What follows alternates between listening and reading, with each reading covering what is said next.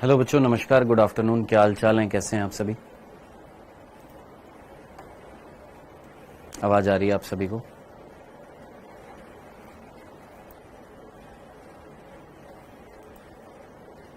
चलो, बहुत बढ़िया।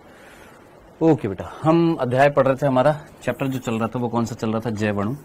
इस जैवणु चैप्टर में हम लोगों ने बात करी थी, रासायनिक संगठकों का विश्लेषण किया था पिछले लेक्चर में, और बात करी थी कि किस तरीके से हम जो कार्बनिक पदार्थ है जिसके अंतर्गत सूक्ष्म अणु और दीर्घ अणु जो आते हैं हम उनको कैसे सेपरेट कर सकते हैं, हम अकार्बनिक पदार्थों का विश्लेषण कैसे कर सकते हैं, ये हम लोगों ने पिछले लेक्चर में बात करी थी। ठीक है, अब आज हमें पढ़ना है, किसके बारे में बात करना है? प्राथमिक, द्वितीय, उपापचय और व्रत अणु हम स्टार्ट करेंगे, यानी जो बड़े अणु हैं वो पढ़ना स्टार्ट करेंगे, जिसमें सबसे पहले हम क्या पढ़ेंगे? प्रोटीन पढ़ेंगे।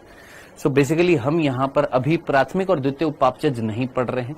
क्यों सर, क्यों नहीं पढ़ रहे हैं? लास्ट में पढ़ाऊंगा, ये बाद में पढ़ाऊंगा।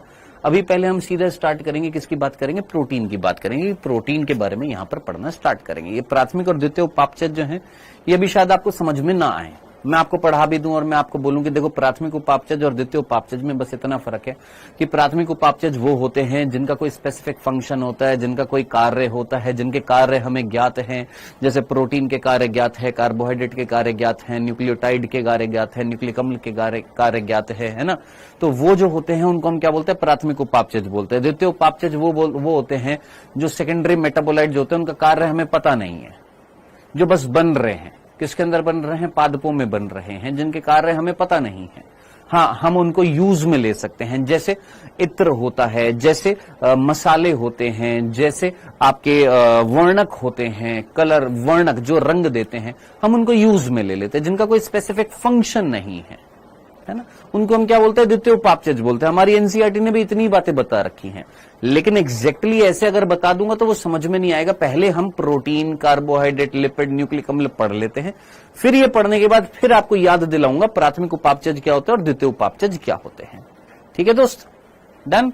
तो पहले हम क्या पढ़ेंगे यहां पर? सबसे पहले हम यहां पर किसकी बात करेंगे सर? सबसे पहले हम यहां पर पढ़ेंगे प्रोटीन के बारे में पढ़ेंगे, यानी आज से हम किसके बारे में पढ़ना स्टार्ट करेंगे? प्रोटीन पढ़ना स्टार्ट करेंगे। इस चैप्टर में क्या पढ़ेंगे? प्रोटीन पढ़ेंगे। यहां से पढ़ाई हम स्टार्ट करने वाले हैं कि प्रोटीन क्या होता है। ठीक है, आइएगा सर। प्रोटीन इंग्लिश में भी क्या बोला जाता है? प्रोटीन बोला जाता है। ये प्रोटीन जो है एक शब्द से लिया गया है, ग्रीक भाषा के एक शब्द से लिया गया है। प्रोटीन जो है वो एक वर्ड से उत्पन्न एक शब्द है और वो है प्रोटियूज। और प्रोटियूज का मतलब क्या होता है? Holding first place. Holding first place का मतलब पहले स्थान पर उपस्थित। होल्डिंग फर्स्ट प्लेस का मतलब होता है प्रथम पंक्ति में उपस्थित या फर्स्ट स्थान पर उपस्थित अगर कोई चीज होती है तो हम क्या बोलते हैं? ही इज या she is holding first place. ठीक है, तो प्रोटियोज वर्ड जो है उसका मतलब होता है होल्डिंग फर्स्ट प्लेस। अब आप याद करिए, हम लोगों ने कार्बनिक पदार्थ पढ़े थे। उन कार्बनिक पदार्थ में 10 से 15% कौन मिल रहा था? याद करिए, 10 से 15% कौन मिल रहा था? 5 से 7% कौन मिल रहा था? 3% कौन मिल रहा था? 2% कौन मिल रहा था? तो फर्स्ट पोजीशन पर कौन आया था? फर्स्ट पोजीशन पर कौन आया था? आप सीधा बोलेंगे सर फर्स्ट पोजीशन पर प्रोटीन आए थे। यानी प्रोटीन जो है वो कौन सी प्लेस पर मिल रहे हैं sir? Holding first place. Protein जो है वो फर्स्ट पोजीशन पर मिल रहे हैं, इसीलिए होल्डिंग फर्स्ट प्लेस किसमें? कार्बनिक पदार्थों में। तो यहां से वर्ड आया है प्रोटियोज से आया है वर्ड क्या? प्रोटीन। तो आई होप आपको ये शब्द समझ में आएगा कि प्रोटीन वर्ड किससे लिया गया है? प्रोटियोज। प्रोटियोज का मतलब होता है होल्डिंग फर्स्ट प्लेस। कौन सा फर्स्ट प्लेस? तो जो टोटल यहां पर कार्बनिक पदार्थ कोशिका द्रव्य में मिलते हैं उसमें कार्बनिक पदार्थों में अगर हम बात करें तो प्रोटीन फर्स्ट पोजीशन पर है, न्यूक्लिक एसिड जो है वो सेकंड पोजीशन पर है, कार्बोहाइड्रेट थर्ड पोजीशन पर है और लिपिड जो है लास्ट पोजीशन पर है। ये चीज आपने समझनी थी कि फर्स्ट पोजीशन पर कौन है? प्रोटीन। इस वजह से ये नंबर आया है प्रोटीन। ठीक है जी, डन। यहां तक की पहली बात समझ में आ गई है, क्लियर है यहां पर? सिंपल सा, इसमें कोई कंफ्यूजन तो नहीं था। आलतू फालतू प्रश्न में आप देखने वाला नहीं हूं, क्योंकि टाइम मेरे पास भी नहीं है और आपके पास अगर फालतू का टाइम है तो आप बिना फालतू के कमेंट्स करते रहिएगा। ठीक है, हाँ जी, क्या ये इतनी सी बात समझ में आ गई है? चलें आगे। नेक्स्ट दूसरा बिंदु। दूसरे बिंदु पर आते हैं। दूसरा बिंदु है कि प्रोटीन की अगर खोज की मैं अगर बात करूं तो प्रोटीन की खोजकर्ता कौन थे और प्रोटीन शब्द जो है वो किसने दिया है? तो प्रोटीन शब्द जो है वो किसने दिया है और प्रोटीन की खोज किसने करी है? तो प्रोटीन की खोज करने वाले दो वैज्ञानिक थे, एक का नाम था बर्जीलियस, एक थे बर्जीलियस और एक थे मुल्डर। मुल्डर जो है और बर्जीलियस जो है इन्होंने खोज करी है, जबकि शब्द जो है वो किसने दिया है? इसी बर्जीलियस ने शब्द भी दिया था। क्या ये याद रखना? याद रख सकते हैं तो याद रख लीजिएगा, नहीं याद रख सकते तो छोड़ दीजिएगा, ठीक है। तो प्रोटीन शब्द जो है वो किसने दिया था? बर्जीलियस और मुल्डर ने। ग्रीक भाषा का ये शब्द है मेरे भाई, ग्रीक भाषा से लिया गया है ये। और ये जो प्रोटीन शब्द जो है ये किसने दिया था? बर्जीलियस ने दिया था। नेक्स्ट, तीसरा बिंदु, प्रोटीन किसके बहुलक होते हैं? आपसे सीधा सीधा प्रश्न पूछ लिया जाए और मेरे ख्याल से इसमें टाइम वेस्ट करने की जरूरत नहीं है। प्रोटीन किसके बहुलक होते हैं? तो प्रोटीन जो है वो अमीनो अम्ल के बहुलक होते हैं। अमीनो अम्ल जो होते हैं अमीनो अम्ल के बहुलक होते हैं। किसके पॉलीमर होते हैं? सर प्रोटीन जो है वो किससे बने होते हैं? अमीनो एसिड से मिलकर बने होते हैं। अमीनो अम्ल के क्या होते हैं? बहुलक होते हैं। डन, यहां तक की बात? हाँ जी, यहां तक की बात में कोई तकलीफ, किसी भी प्रकार की कंफ्यूजन, कोई भी प्रकार की तकलीफ? किससे बने होते हैं? किससे बने होते हैं? चौथा बिंदु, तीसरा बिंदु, प्रोटीन जो है वो किससे बने होते हैं? अमीनो एसिड से बने होते हैं। नेक्स्ट, अब बात करते हैं हमारे शरीर में कितने अमीनो एसिड्स मिलते हैं। अगर हमारी बात करें हमारी बॉडी में कितने अमीनो एसिड मिलते हैं, तो मानव शरीर में कितने अमीनो अम्ल मिलते हैं? तो याद रखना, मानव शरीर में लगभग 300 अमीनो अम्ल मिलते हैं। 300 से भी ज्यादा, 300 से ज्यादा अमीनो अम्ल मिलते हैं।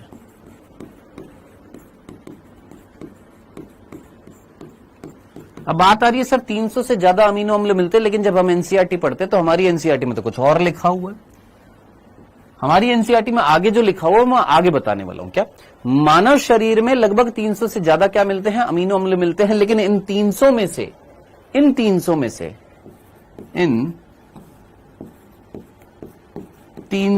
से केवल 20 अमीनो अम्ल, याद रखना, भूल मत जाना, कितने? 20 अमीनो अम्ल प्रोटीन का निर्माण करते हैं।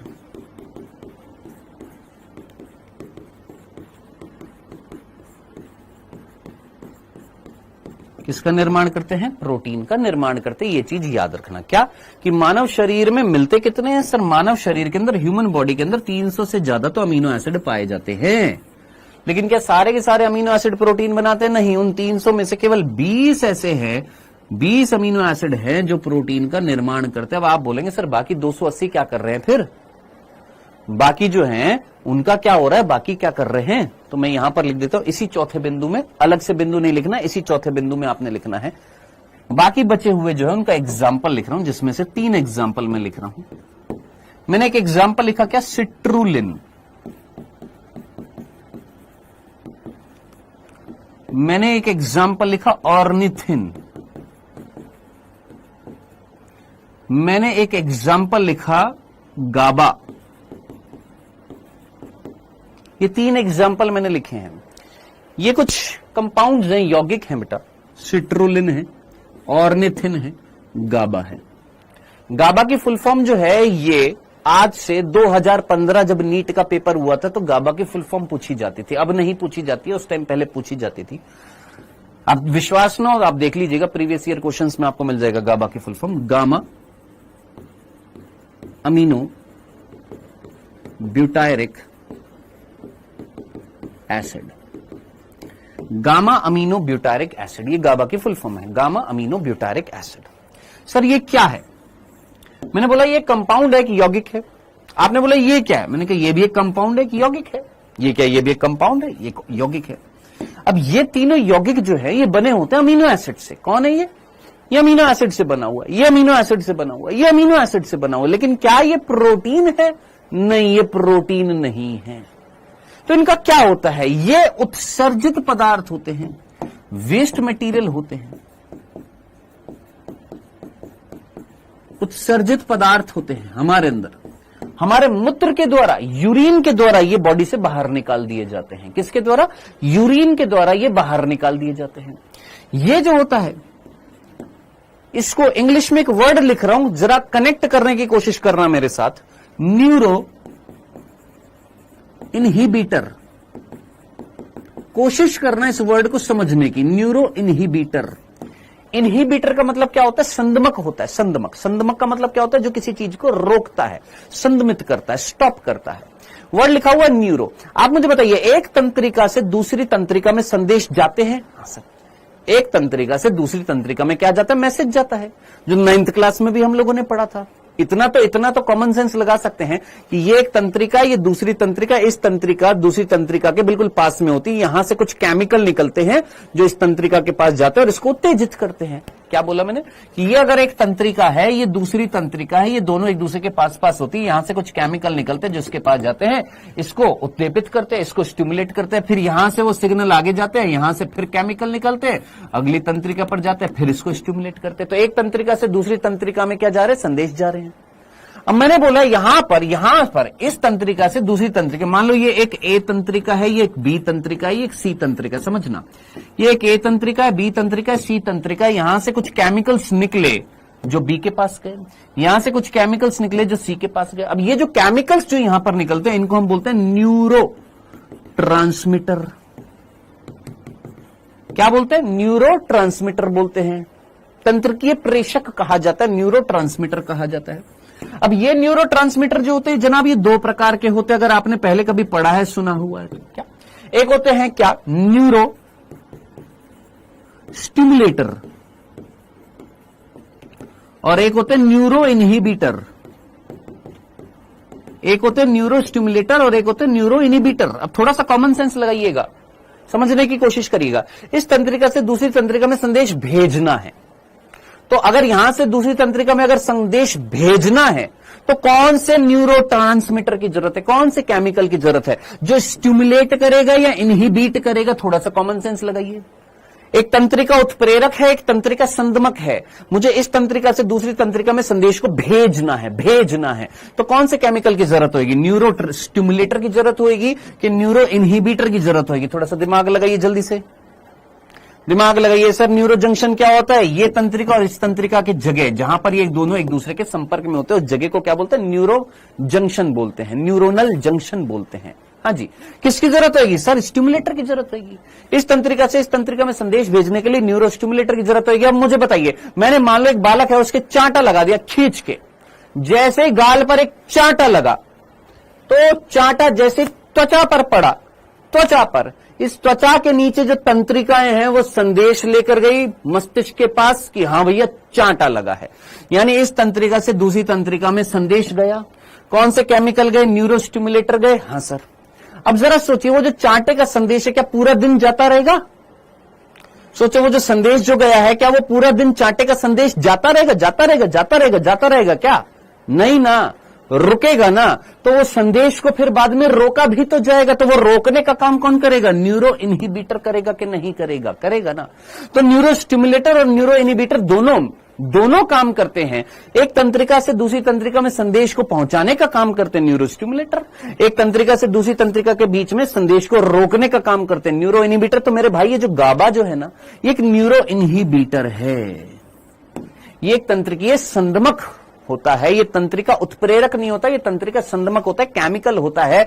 और जनाब ये केमिकल जो होता है वो किससे बनाया जाता है? अमीनो एसिड से। And this is not protein, ये प्रोटीन नहीं होता है।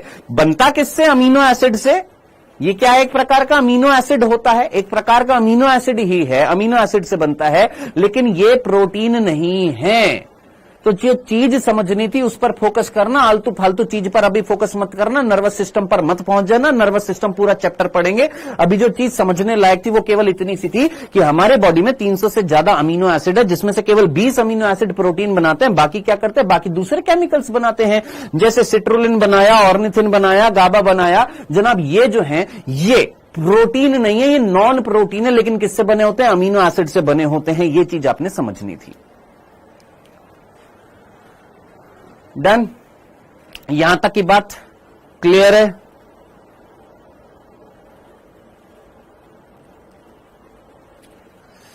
जल्दी से बताइए, यहां तक क्लियर है? चलें आगे।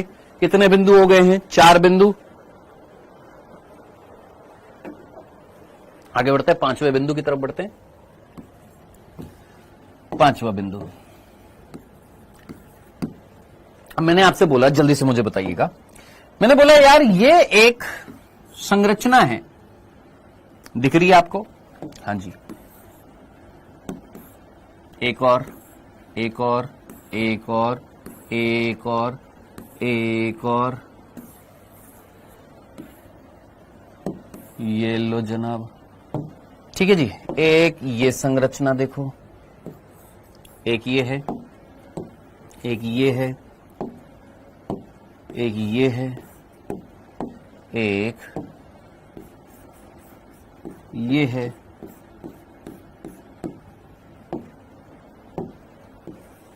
एक ये है।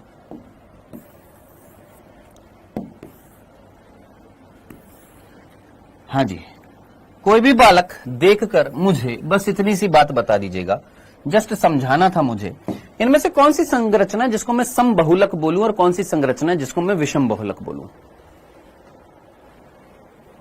सर ये बोल सकते हैं कि सभी प्रोटीन अमीनो एसिड नहीं होते हैं।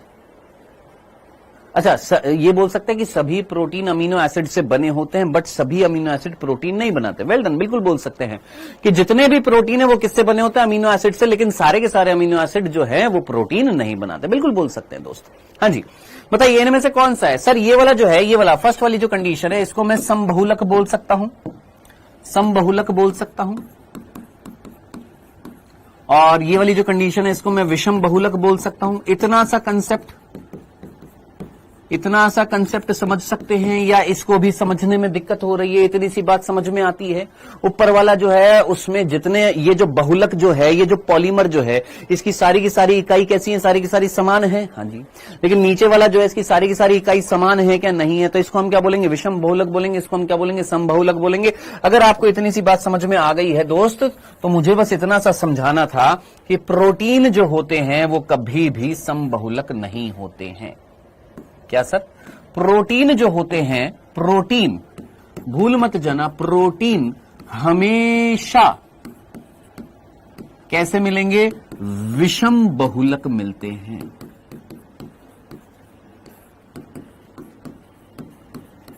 सर अब समझ में नहीं आया, अब वापस से समझाओ। मैंने कहा देखो, ध्यान से देखो, मैंने आपसे बोला, आपने सेल्यूलोज नाम सुना है? सेल्यूलोज, सेल्यूलोज आपने बोला यस सर, सेल्यूलोज हमने नाम सुना है। मुझे बताइएगा सेल्यूलोज किससे बना होता है? सर ग्लूकोज से बना होता है।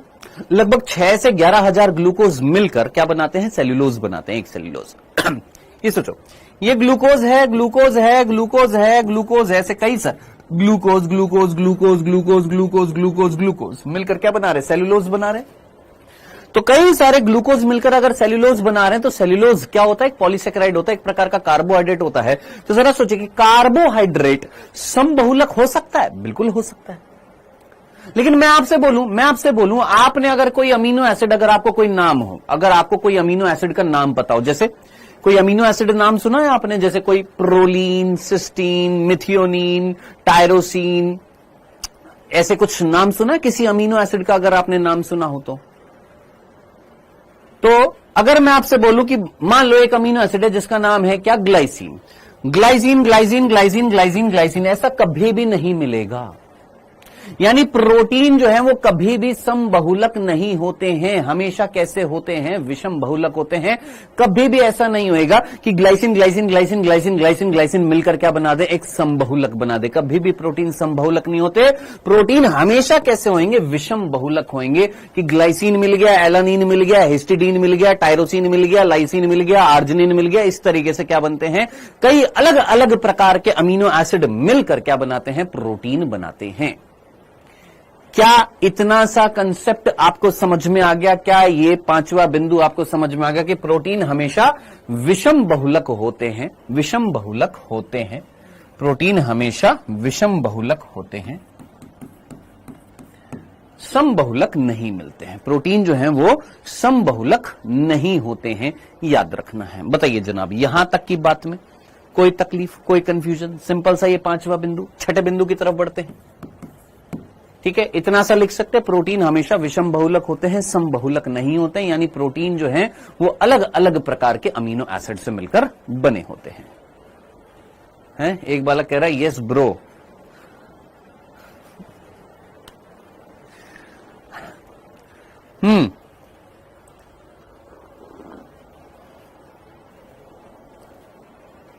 हाँ भाई, भैया आगे पढ़े। ब्रो यहां तक की बात समझ में आ गई? मेरे को कमेंट नहीं दिखाई दे रहा, एक बार देखना यार। हट गए एक बार।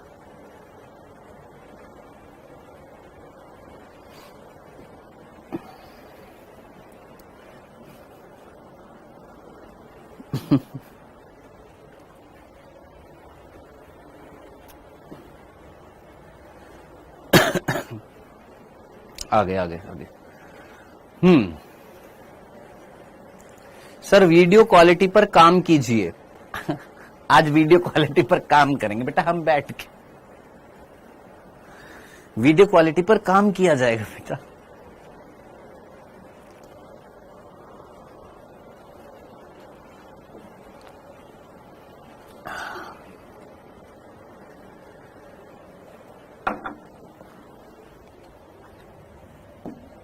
छठे बिंदु पर आते बेटा। छठा बिंदु है अमीनो एसिड की संरचना। अमीनो एसिड की जब हम संरचना देखते हैं तो what is amino acid? Amino acid क्या होता है? देखिए ये कौन है सर? ये हमारा मीथेन है। कौन है बेटा? ये हमारा मीथेन है। कौन है भैया? ये मीथेन है। मीथेन है ना, दिखाई दे रहा है आपको? हाँ सर।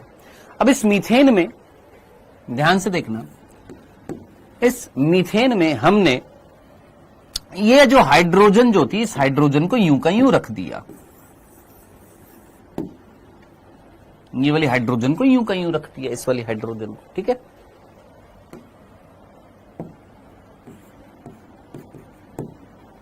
ठीक है। बाकी जो हाइड्रोजन है उनको प्रतिस्थापित कर दिए, यानी उनकी जगह दूसरे समूह लगा दिए हैं। मान लो इस वाली हाइड्रोजन पर हमने क्या लगा दिया? अमीन समूह लगा दिया। ये कौन सा समूह है? अमीन ग्रुप है। इस वाली हाइड्रोजन पर हमने क्या लगा दिया? कार्बोक्सिलिक ग्रुप लगा दिया। कौन सा समूह लगा दिया? कार्बोक्सिलिक समूह लगा दिया। यहां पर कौन सा समूह लगा दिया सर? अमीन समूह लगा दिया है। और ये जो हाइड्रोजन जो थी, इस हाइड्रोजन को मैंने बोला क्या? आर। आर का मतलब है यहां पर परिवर्तनशील समूह। सर परिवर्तनशील समूह का मतलब यानी ये वो जगह है जहां पर हम अलग अलग चीज ऐड करेंगे। जैसे सपोज अगर हमने यहां पर हाइड्रोजन लगा दिया तो ये एक अमीनो एसिड बनेगा जिसका नाम होएगा ग्लाइसिन। यहां पर मैंने CH3 लगा दिया तो ये क्या बनेगा? एलानिन। यहां पर CH2OH लगा दिया है, CH2OH लगा दिया तो ये क्या बनेगा? सेरीन।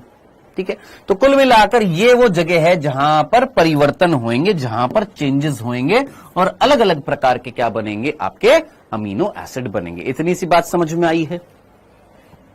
इतनी सी बात आपको अगर समझ में आई तो जल्दी से मुझे बताइए, क्या आपने अमीनो एसिड बनाने के लिए क्या एक मीथेन में परिवर्तन किया? बोलो, इतनी सी बात समझ में आई क्या? कि भैया ये हमारा मीथेन था, इस मीथेन में ये हाइड्रोजन यूं की यूं है, इसमें कोई चेंज नहीं किया। हमने चेंज केवल इन हाइड्रोजन में किया, इनको प्रतिस्थापित कर दिया, इनको चेंज कर दिया। इस हाइड्रोजन की जगह हमने अमीन समूह रख दिया, इस हाइड्रोजन की जगह हमने कार्बोक्सिलिक समूह रख दिया, और इस हाइड्रोजन को हटाकर हम बोल रहे हैं यहां पर ये फंक्शनल ग्रुप है, यहां पर परिवर्तनशील समूह है, यहां पर अलग अलग चीजें ऐड होंगी। मान लो अगर यहां पर हटाकर अगर हमने हाइड्रोजन रख दिया तो ये अमीनो एसिड क्या कहलाएगा? ग्लाइसिन। यहां हटाकर अगर हमने CH3 लग दिया तो यहां क्या कहलाएगा? एलानीन। ये हटाकर अगर हमने CH2OH कर दिया तो ये क्या कहलाएगा? सेरीन। यहां हटाकर हमने यहां पर इस तरीके से बेंजीन रिंग लगा दी तो ये क्या कहलाएगा? ट्रिप्टोफेन कहलाएगा। यहां पर हटाकर हम लोगों ने यहां पर हटाकर CH2 हमने यहां पर लगा दिया COH और यहां पर क्या बन जाएगा? Glutamic acid, aspartic acid. तो कुल मिलाकर मेरे भाई जो समझने वाली बात जो थी कि आप यहां पर चेंज कर रहे हो, इस जगह पर चेंज कर रहे हो, अलग अलग समूह को यहां पर ऐड कर रहे हो, जिसकी वजह से क्या बन रहे हैं, अलग अलग टाइप के क्या बन रहे हैं, अमीनो एसिड्स बन रहे हैं। तो हमने यहां पर क्या बोला कि भैया इतने सारे अमीनो एसिड है, ये अमीनो एसिड जो है इतने सारे कैसे बने, तो इस जगह पर चेंजेस होते हैं, अलग अलग समूह जुड़ते हैं, जिससे अलग अलग अमीनो एसिड बनेंगे। अब जरा सोच, जितने भी अमीनो एसिड होंगे उनके अंदर कॉमन क्या होएगा। देखो ये भैया आपके 3 प्रकार के अमीनो एसिड है, मैंने बोला ये समूह, ये तो सभी में मिलेंगे। देखो अमीन समूह, हाइड्रोजन, कार्बोक्सिलिक समूह, ये तीनों चीजें तो इस कार्बन पर मिलेंगी। केवल आप चेंज तो यहां पर कर रहे थे ना, इस जगह पर कर रहे थे आप, केवल चेंज तो इस जगह पर कर रहे थे, इस जगह पर कर रहे थे।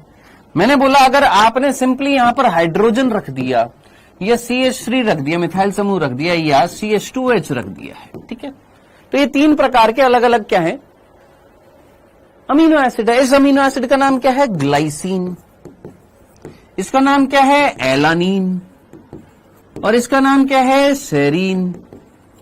अब आप मुझे बताइए क्या ये 3 प्रकार के अमीनो एसिड आपकी एनसीईआरटी में दिखाए हुए हैं। जरा एक काम करिए, फटाफट अपनी एनसीईआरटी को साथ साथ खोलकर देखते रहिएगा, क्या आपकी एनसीईआरटी में ये 3 प्रकार के अमीनो एसिड दिखाए हुए हैं, ग्लाइसिन, एलानीन और सीरीन, क्या ये तीनों दिखाए हुए हैं। जरा देखिए, 4 यहां पर नीचे, अरे तो नीचे हटा दे भाई, हाइड्रोजन जो थी मैंने ऊपर रख दी है तो नीचे रख दे, चीज तो वही है। कॉमन क्या है भैया यहां पर, अगर आप देखेंगे कॉमन क्या है, सर ये हाइड्रोजन हाइड्रोजन हाइड्रोजन कॉमन है, कार्बोक्सिलिक समूह कार्बोक्सिलिक समूह कार्बोक्सिलिक समूह कॉमन है, अमीन समूह अमीन समूह अमीन समूह कॉमन है।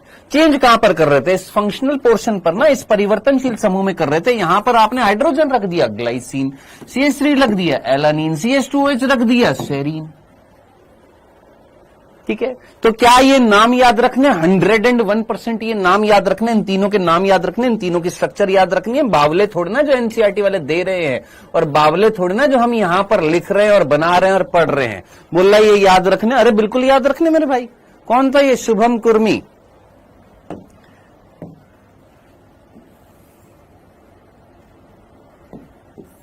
हाँ जी। तो कंसेप्ट इतना सा समझ में आया क्या, कि आप यहां पर चेंज करेंगे तो अलग अलग टाइप के क्या बनेंगे, अमीनो एसिड्स बनते हैं, अलग अलग टाइप के अमीनो एसिड्स बनते हैं। अब जरा सोच, इस अमीनो एसिड वर्ड में 2 वर्ड आ रहे हैं, एक आ रहा है अमीनो और एक आ रहा है एसिड। दिमाग लगाना, हर एक अमीनो एसिड के अंदर क्या अमीन समूह और एसिडिक समूह है। व्हाट इज दिस ग्रुप, ये कौन सा ग्रुप है, अमीन। ये कौन सा है, कार्बोक्सिलिक एसिड, यानी एसिडिक समूह है, एसिड है, कौन है, एसिड है, और अमीन समूह है। तो वर्ड क्या पड़ गया इसका, amino acid, amino acid, amino acid, ये सारे के सारे क्या हैं, हमारे अमीनो एसिड हैं, जिसमें अमीन समूह भी है और एसिडिक समूह कार्बोक्सिलिक समूह भी है। क्या यहां तक की बात समझ में आ गई है। 4 एनसीईआरटी में अलग दिया है,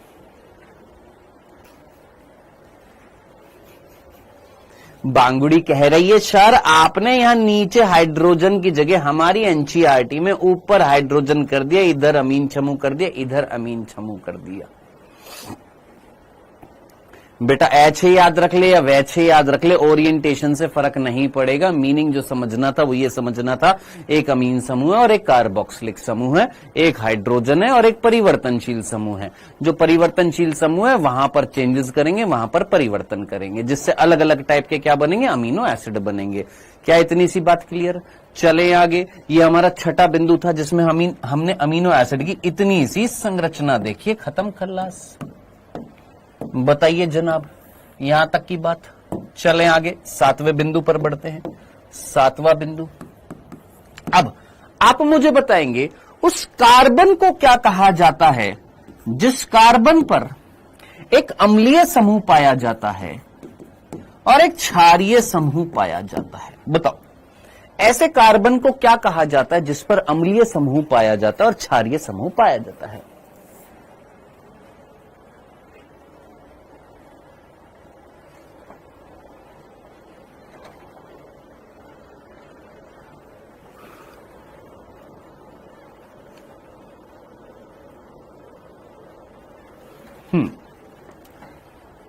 ऐसे कार्बन को क्या कहते हैं? ऐसे कार्बन को हम अल्फा कार्बन बोलते हैं। ऐसा कार्बन क्या कहलाती है? अल्फा कार्बन कहलाती है। तो अल्फा कार्बन कौन सी कार्बन होती है? जिस पर क्षारीय और अम्लीय समूह दोनों पाए जाते हैं।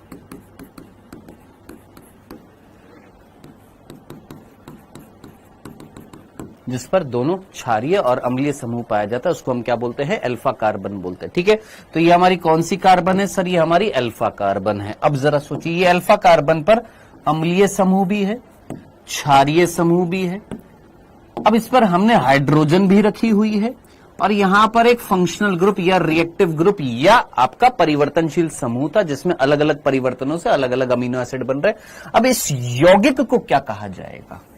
ये तो हमने कार्बन की बात कर ली कि भैया ये जो कार्बन जो था, ये कार्बन क्या कहलाएगा? अल्फा कार्बन कहलाएगा। ये तो हमने यहां पर लिख दिया कि ऐसा कार्बन जिस पर अम्लीय समूह और क्षारीय समूह पाया जाता है, दोनों समूह इस कार्बन पर मिल रहे हैं, ऐसे कार्बन को तो हम अल्फा कार्बन बोलते हैं। अब इस यौगिक को क्या कहा जाएगा? ये जो कंपाउंड जो यहां पर बन रहा है, या ये जो मॉलिक्यूल जो है यहां पर अमीनो एसिड का, इस मॉलिक्यूल को क्या कहा जाएगा? ऐसे मॉलिक्यूल को हम क्या बोलते हैं? क्या हम इनको एम्फोटेरिक बोलते हैं? क्या हम इनको एम्फोटेरिक बोलते हैं? सोचिए, क्या हम इनको एम्फोटेरिक बोलते हैं? एम्फोटेरिक, क्या ऐसे मॉलिक्यूल्स को हम एम्फोटेरिक मॉलिक्यूल बोलेंगे, एम्फोटेरिक अणु बोलेंगे? क्या ये केमिस्ट्री में आप सभी पढ़ते हैं? मेरे से ज्यादा, बहुत ज्यादा आपको केमिस्ट्री आती है। दोस्त देखो, अगर मैं कहीं केमिस्ट्री में कहीं गलती करूं, इस चैप्टर में केमिस्ट्री है तो प्लीज हमको माफ करना। एम्फोटेरिक अणु कौन से होते हैं? वो अणु जिनमें अम्लीय और क्षारीय समूह दोनों पाए जाते हैं। ऐसे अणु को, ऐसे मॉलिक्यूल को हम क्या बोलते हैं? एम्फोटेरिक बोलते हैं। और ऐसे कार्बन को हम क्या बोलते हैं? अल्फा कार्बन बोलते हैं। बोलिए, यहां तक की बात समझ में आ गई? कोई दिक्कत तो नहीं थी? चलें आगे। इसी के साथ एक और बिंदु, तो हमने यहां पर दो चीजें देखी। ऐसा कार्बन क्या कहलाता है? Alpha carbon. और ऐसा मॉलिक्यूल क्या कहलाता है? एम्फोटेरिक अणु कहलाता है। अब बालक बोल रहा है कि सर प्लीज इसको लिखवा दीजिए। बेटा मुझे बताओ, क्या इसको लिखवाने की जरूरत है, या आप खुद इतनी सी बात अपने नोट्स में लिख सकते हैं? लिखूं कि ऐसे अणु को एम्फोटेरिक अणु बोलते हैं। अल्फा कार्बन मैंने लिख दिया है, जिस पर क्षारीय और अम्लीय समूह दोनों पाए जाते हैं, ऐसे कार्बन को अल्फा कार्बन बोलते हैं। क्या ये चीज लिखवाऊं? ये चीज लिखवाने की जरूरत है? नहीं, ऑलरेडी लिखा हुआ है दोस्त। ऐसे अणुओं को हम क्या बोलते हैं? एम्फोटेरिक अणु बोलते हैं। अब इधर देखिएगा, सोच समझकर मुझे बताइएगा। आपने केमिस्ट्री में यह भी पढ़ा होगा फिर तो, ज्विटर आयन पढ़ा है, डेफिनेटली पढ़ा है। ज्विटर आयन है ना? हाँ सर, पढ़ा हुआ है ज्विटर आयन? नहीं पढ़ा? पूजा, ज्विटर आयन नहीं पता आपको? ज्विटर आयन क्या होता है? आइसो इलेक्ट्रिक पॉइंट, ये सारी चीजें पढ़ी हुई है ना, ड्रॉपर्स ने डेफिनेटली पढ़ी हुई होगी। सर नहीं पता, चलो आप मुझे बताइएगा, ये मॉलिक्यूल जो है, ये अमीनो एसिड जो है, ये अमीनो एसिड आपको दिख रहा है, क्या इस अमीनो एसिड को हम आयनिक फॉर्म में लिख सकते हैं? क्या इस अमीनो एसिड को हम आयनिक रूप से बना सकते हैं? आइए सर बना देते हैं। मैंने बोला ये हमारी अल्फा कार्बन थी। हाँ सर थी। ये कौन थी? हमारी अल्फा कार्बन थी दोस्त। ये हमारी कार्बन जो थी अल्फा थी ना? हाँ सर, अल्फा कार्बन थी, जिस पर एक अम्लीय समूह मिल रहा था और एक क्षारीय समूह मिल रहा था। हाँ सर। क्या इस अम्लीय समूह को मैं इस तरीके से लिख सकता हूं, एनायन की फॉर्म में? और क्या इस अमीन समूह को मैं कैटायन की फॉर्म में लिख सकता हूं?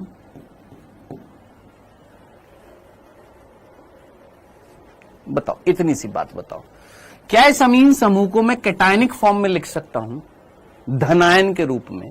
और ये जो कार्बोक्सिलिक समूह था, क्या मैं इसको आयनिक फॉर्म में लिख सकता हूं, ऋणायन की फॉर्म में, यानी एनायन की फॉर्म में लिख सकता हूं? तो ऐसे मॉलिक्यूल, बाकी यहां पर हाइड्रोजन है और यहां पर फंक्शनल ग्रुप होएगा, यानी परिवर्तनशील समूह होएगा। ऐसा मॉलिक्यूल जिसके अंदर ऐसा मॉलिक्यूल जिसके अंदर आपके ऐसा एम्फोटेरिक अणु था ये, जो जब आयनिक रूप से जब लिखा जाएगा तो उसमें कैटायन और एनायन दोनों मिलते हैं, उनको हम क्या बोलते हैं? ज्विटर आयन कहते हैं। क्या इतनी सी बात समझ में आ गई?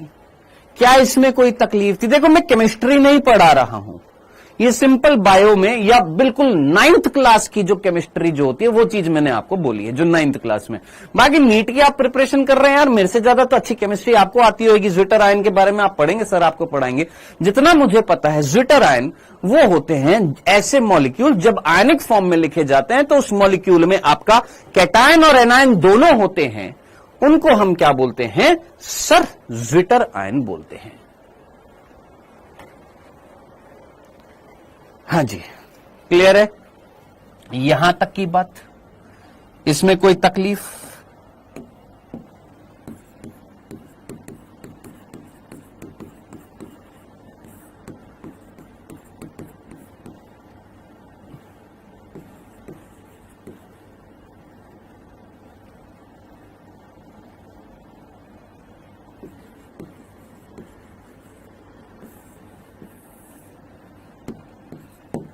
हाँ जी,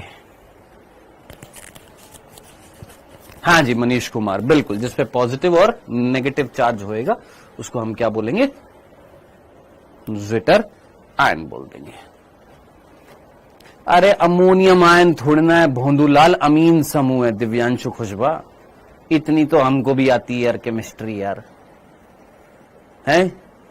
NH4+ कर रहा है, ये NH4+ है, ये अमोनियम आयन होता है। अमोनिया जो होता है, जब हम उसको अमोनियम आयन में लिखते हैं तो ऐसे लिखते हैं भोंदूलाल, ये अमोनिया है, ये अमीन समूह है। ये केमिस्ट्री पढ़ता है तू? हैं?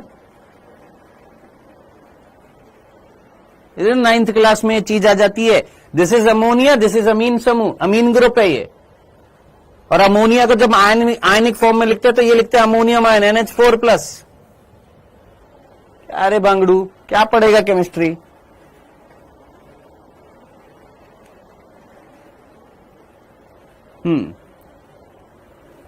डन, क्लियर है? थैंक यू मेरे भाई। उभयधर्मी बोलते हैं इसको,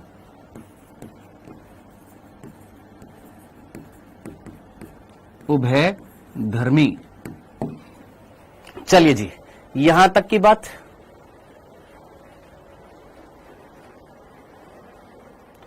सर ज्विटर आयन में बोला,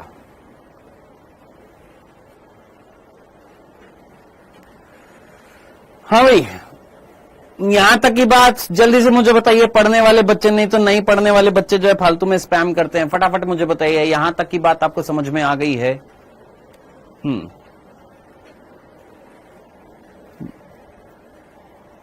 क्लियर है? चलिए आगे बढ़ते हैं। अल्फा कार्बन समझ में आ गया, एम्फोटेरिक कंपाउंड या एम्फोटेरिक मॉलिक्यूल, उभयधर्मी अणु समझ में आ गया, ज्विटर आयन समझ में आ गया, जिसमें आपके कैटायन एनायन दोनों मिल रहे हैं, ज्विटर आयन है। एम्फोटेरिक मॉलिक्यूल कौन से होते हैं? जिसमें अम्लीय और क्षारीय समूह दोनों होते हैं। अल्फा कार्बन, यानी सोचो, अगर अल्फा कार्बन मिलेगी तो डेफिनेटली वो मॉलिक्यूल कैसा होगा? उभयधर्मी।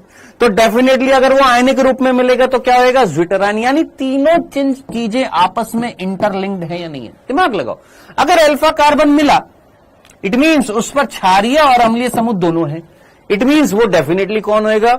सर वो मॉलिक्यूल कौन सा होएगा? उभयधर्मी होएगा। यानी उभयधर्मी मॉलिक्यूल वही होएगा, एम्फोटेरिक मॉलिक्यूल वही होएगा जिसमें अल्फा कार्बन मिलेगी। और अब अगर ये मॉलिक्यूल आयनिक फॉर्म में मिलेगा तो डेफिनेटली ज्विटर आयन के फॉर्म में मिलेगा। खत्म। तो तीनों चीजें आपस में क्या है? इंटरलिंक्ड है या नहीं है? बिल्कुल है। चलो जी आगे बढ़े। ये था हमारा 7वां बिंदु। 8वें बिंदु पर पढ़ते हैं। हाँ जी, कोई भी बच्चा मुझे बताएगा, आपके पास अगर नई एनसीईआरटी में देखिएगा, आपको एक मिस्टेक दिखाई देगी। वो मिस्टेक पुरानी एनसीईआरटी में भी है, नई एनसीईआरटी में भी है। अगर किसी के पास है तो प्लीज ओपन करिएगा जरा जल्दी से। आपकी नई एनसीईआरटी में और पुरानी एनसीईआरटी में दोनों में आपके मिस्टेक है। नई एनसीईआरटी में और पुरानी एनसीईआरटी में दोनों में आपके मिस्टेक है। जरा एक बार फटाफट डिक्चिक डिक्चिक डिक्चिक।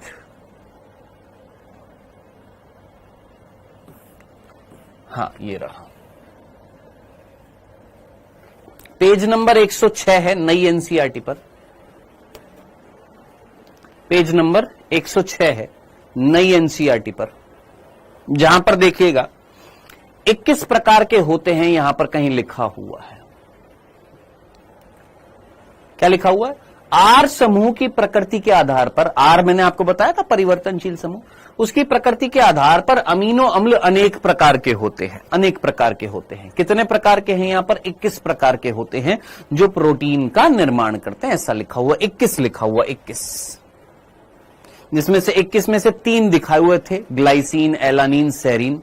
ग्लाइसिन में हाइड्रोजन था, एलानिन में आपका अमीन मिथाइल ग्रुप था, CH3 था, और सीरीन में CH2OH था। ये चीज दिखाई हुई थी, है ना। यहां पर 21 लिखा हुआ है, दिख रहा है आप सभी को, है ना। सर आपने तो 20 बोला था, यहां तो 21 लिखा हुआ है, 21 लिखा हुआ है नई एनसीईआरटी में। मैंने कहा एक काम करो, इंग्लिश मीडियम की एनसीईआरटी खोलते हैं बेटा, इंग्लिश मीडियम की एनसीईआरटी खोलते हैं। इंग्लिश मीडियम की एनसीईआरटी में साफ साफ पढ़ लेते हैं भाई, 21 लिखा हुआ है कि 20 लिखा हुआ। अगर 21 लिखा होगा तो हम 21 मानेंगे, 20 लिखा होगा तो हम 20 मानेंगे।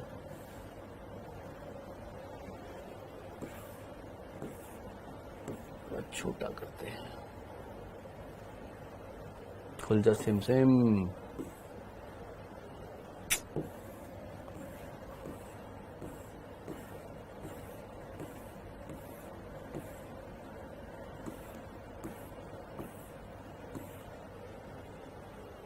दिखाई दे रहा है?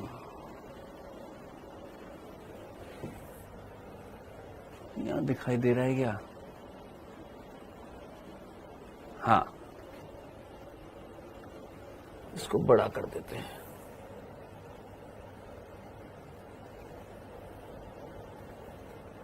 अब पढ़ लीजिएगा एक बार, यहां से पढ़ना स्टार्ट कर दीजिएगा। गिटार आयन कहां है? Guitar ion sir English medium के एनसीईआरटी में गलत नहीं हो सकता? नहीं हो सकता, बिल्कुल नहीं हो सकता है, हिंदी मीडियम में ही गलती मिलेगी दोस्त। पर यहां पर पढ़ना स्टार्ट करना। Based on the nature of R group, R group कौन सा था हमारा? चेंजेबल ग्रुप था, जहां पर चेंजेस हो रहे थे। There are many amino acids, there are many amino acids, ठीक है। However, those which occur in protein, हालांकि जो प्रोटीन में मिलते हैं are only of 20 types। कितने टाइप्स के हैं? 20 टाइप्स, not 21। नई एनसीईआरटी 2024-2025 वाली, ठीक है, लिखा हुआ है 20 प्रकार के। The R group in these proteinaceous amino acid could be hydrogen like glycine, methyl group like alanine, hydroxyl methyl like serine। क्या कि वो जो 3 एग्जाम्पल जो लिखे हुए हैं उसमें ग्लाइसिन में हाइड्रोजन मिल रहा है R ग्रुप में, एलानीन में क्या मिल रहा है? मिथाइल समूह मिल रहा है, CH3 मिल रहा है एलानीन में। सेरीन में क्या मिल रहा है? हाइड्रोक्सिल मिथाइल मिल रहा है, यानी CH2OH मिल रहा है। वो कौन था? हमारा सेरीन था। इनफैक्ट हमारी हिंदी मीडियम की एनसीईआरटी में तो ये लिखा भी नहीं है, डायरेक्टली लिखा हुआ भाई टेबल में देख ले 3 है, देख ले। हमारी हिंदी मीडियम के एनसीईआरटी में लिखा हुआ है क्या? चलो लिखा हुआ है, लिखा हुआ है, लिखा हुआ है, लिखा हुआ है। हाइड्रोजन मिल रहा है किसमें? ग्लाइसिन में। मिथाइल समूह मिल रहा है किसमें? एलानीन में। और हाइड्रोक्सिल मिथाइल किसमें मिल रहा है? सेरीन में। लेकिन फिर भी यहां पर 21 लिखा हुआ है और वहां पर कितना लिखा हुआ है? 20 लिखा हुआ है। तो बस इतना ही बता, आगे भी लिखा हुआ है 3 of 20, यानी 20 में से 3 जो है उनका फिगर बनाया हुआ है। तो आप देख सकते हैं ना कितनी ब्लेंडर है। यहां पर 20 लिखा हुआ है, यहां पर भी 20 लिखा हुआ है, 20 लिखा हुआ है, 21 नहीं लिखा हुआ है। आप इतना समझ पा रहे होंगे, जबकि हमारी हिंदी मीडियम की एनसीईआरटी में, नई एनसीईआरटी में 21 लिखा हुआ है, पुरानी में भी 21 लिखा हुआ था। यानी पुरानी को यूं का यूं चेप दिया है, यहां पर नई में देखा नहीं गया, बदलाव नहीं किए गए हैं। समझ में आया? तो प्लीज इसको सही कर लीजिएगा, अपनी हिंदी मीडियम के एनसीईआरटी में सही कर लेना। प्रोटीन कितने करने हैं बेटा? प्रोटीन बनाने के लिए कितने अमीनो एसिड धरने हैं आपने? 20 ही रखने हैं, 20 ही रखने हैं, 21 मत कर देना, क्योंकि जब एनसीईआरटी पढ़ेंगे तो वहां पर हिंदी मीडियम में 21 दिखाई देगा, लेकिन इंग्लिश मीडियम में 20 है, तो 20 ही याद रखने हैं। सर मेरे में 20 लिखा है बेटा, एनसीईआरटी तो एक ही आती है, अलग तो आती नहीं है। अब तेरे पास तेरी हो सकता है तेरी स्टेट बोर्ड की एनसीईआरटी हो, है ना। अलग अलग स्टेट बोर्ड की भी एनसीईआरटी आती है। चलिए आगे बढ़ते हैं बेटा यहां पर। सो कुल मिलाकर हमारे पास कितने अमीनो एसिड थे सर? 20 अमीनो एसिड है जो क्या बनाने वाले हैं? प्रोटीन बनाने वाले हैं। कितना अमीनो एसिड थे सर? 20 अमीनो एसिड है। ए शॉर्ट में लिख रहा हूं, ए मींस अमीनो एसिड। कितना अमीनो एसिड है? 20 अमीनो एसिड है जिनसे हम क्या बनाएंगे? प्रोटीन बनवाएंगे। अब इधर देखिएगा, इन 20 अमीनो एसिड में से 10 मेरी बॉडी में बन रहे हैं। जल्दी से मुझे बताना, मैं आपसे बोल रहा हूं 10 जो है, 10 अमीनो एसिड जो है वो मेरी बॉडी में बन रहे हैं। 10 अमीनो एसिड जो है वो मेरी बॉडी में बन रहे हैं और 10 अमीनो एसिड मेरी बॉडी में नहीं बन रहे हैं। मानव शरीर में नहीं बन रहे।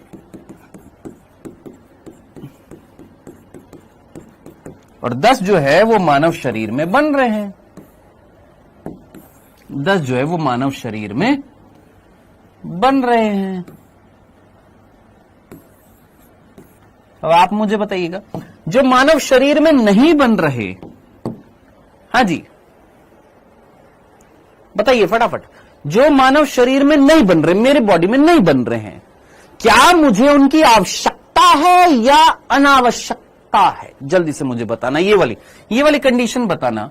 सबसे पहले आराम से सोचना, कोई जल्दबाजी नहीं है। मेरे शरीर में, आपके शरीर में जो नहीं बन रहे, आपको ऐसे 10 अमीनो एसिड की आवश्यकता है या नहीं है?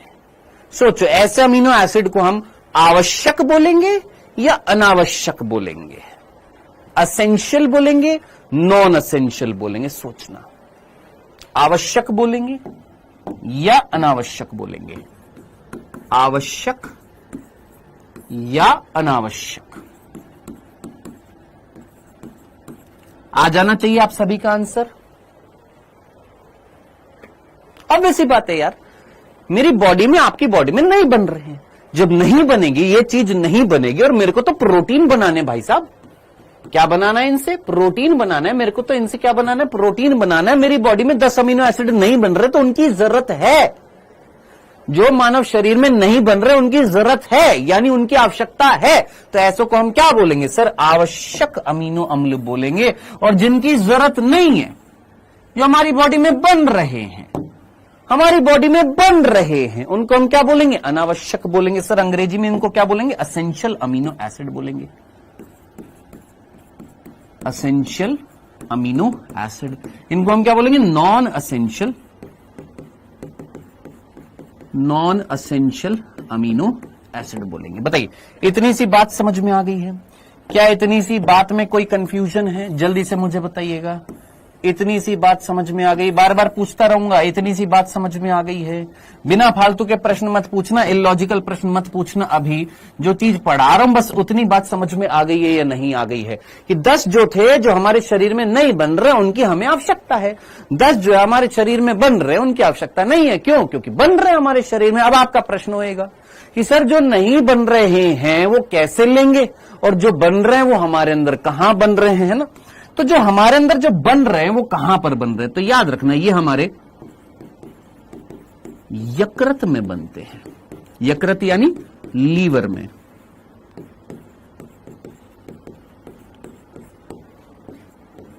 कहां पर बनते हैं? हमारे लीवर में बनते हैं, याद रखना। और जो हमारे शरीर में नहीं बन रहे, हम उनको कैसे लेंगे? भोजन के द्वारा लेंगे, भोजन से प्राप्त करेंगे।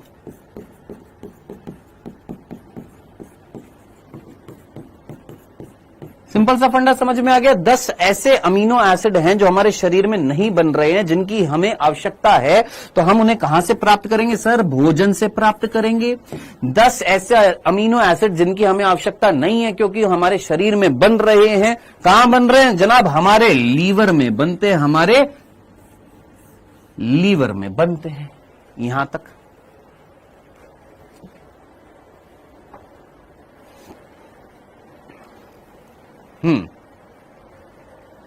अब बताओ, ये सुनने के बाद विष्णु ठाकुर और आशीष गौतम, भोंदूलाल, तुम दोनों जल्दी से मुझे बताओ, क्या ये चीज तुमको अब समझ में आई है? वेल डन विक्रम चंद्रवंशी, बहुत बढ़िया। हाँ जी, तुमको अब ये चीज समझ में आई है? सर जब आवश्यक है तो भोजन से प्राप्त क्यों कर रहे हैं? हाँ भाई, सोचो आशीष गौतम, हमारी बातों को समझने की कोशिश करो, शायद तुम्हें हमारी बातें पल्ले नहीं पड़ती हैं बेटा। सोचो, आज तुम्हारे पास रोटी नहीं है खाना बनाने के लिए, तुम्हारे पास रोटी नहीं थी, रोटी नहीं है तुम्हारे पास, है ना?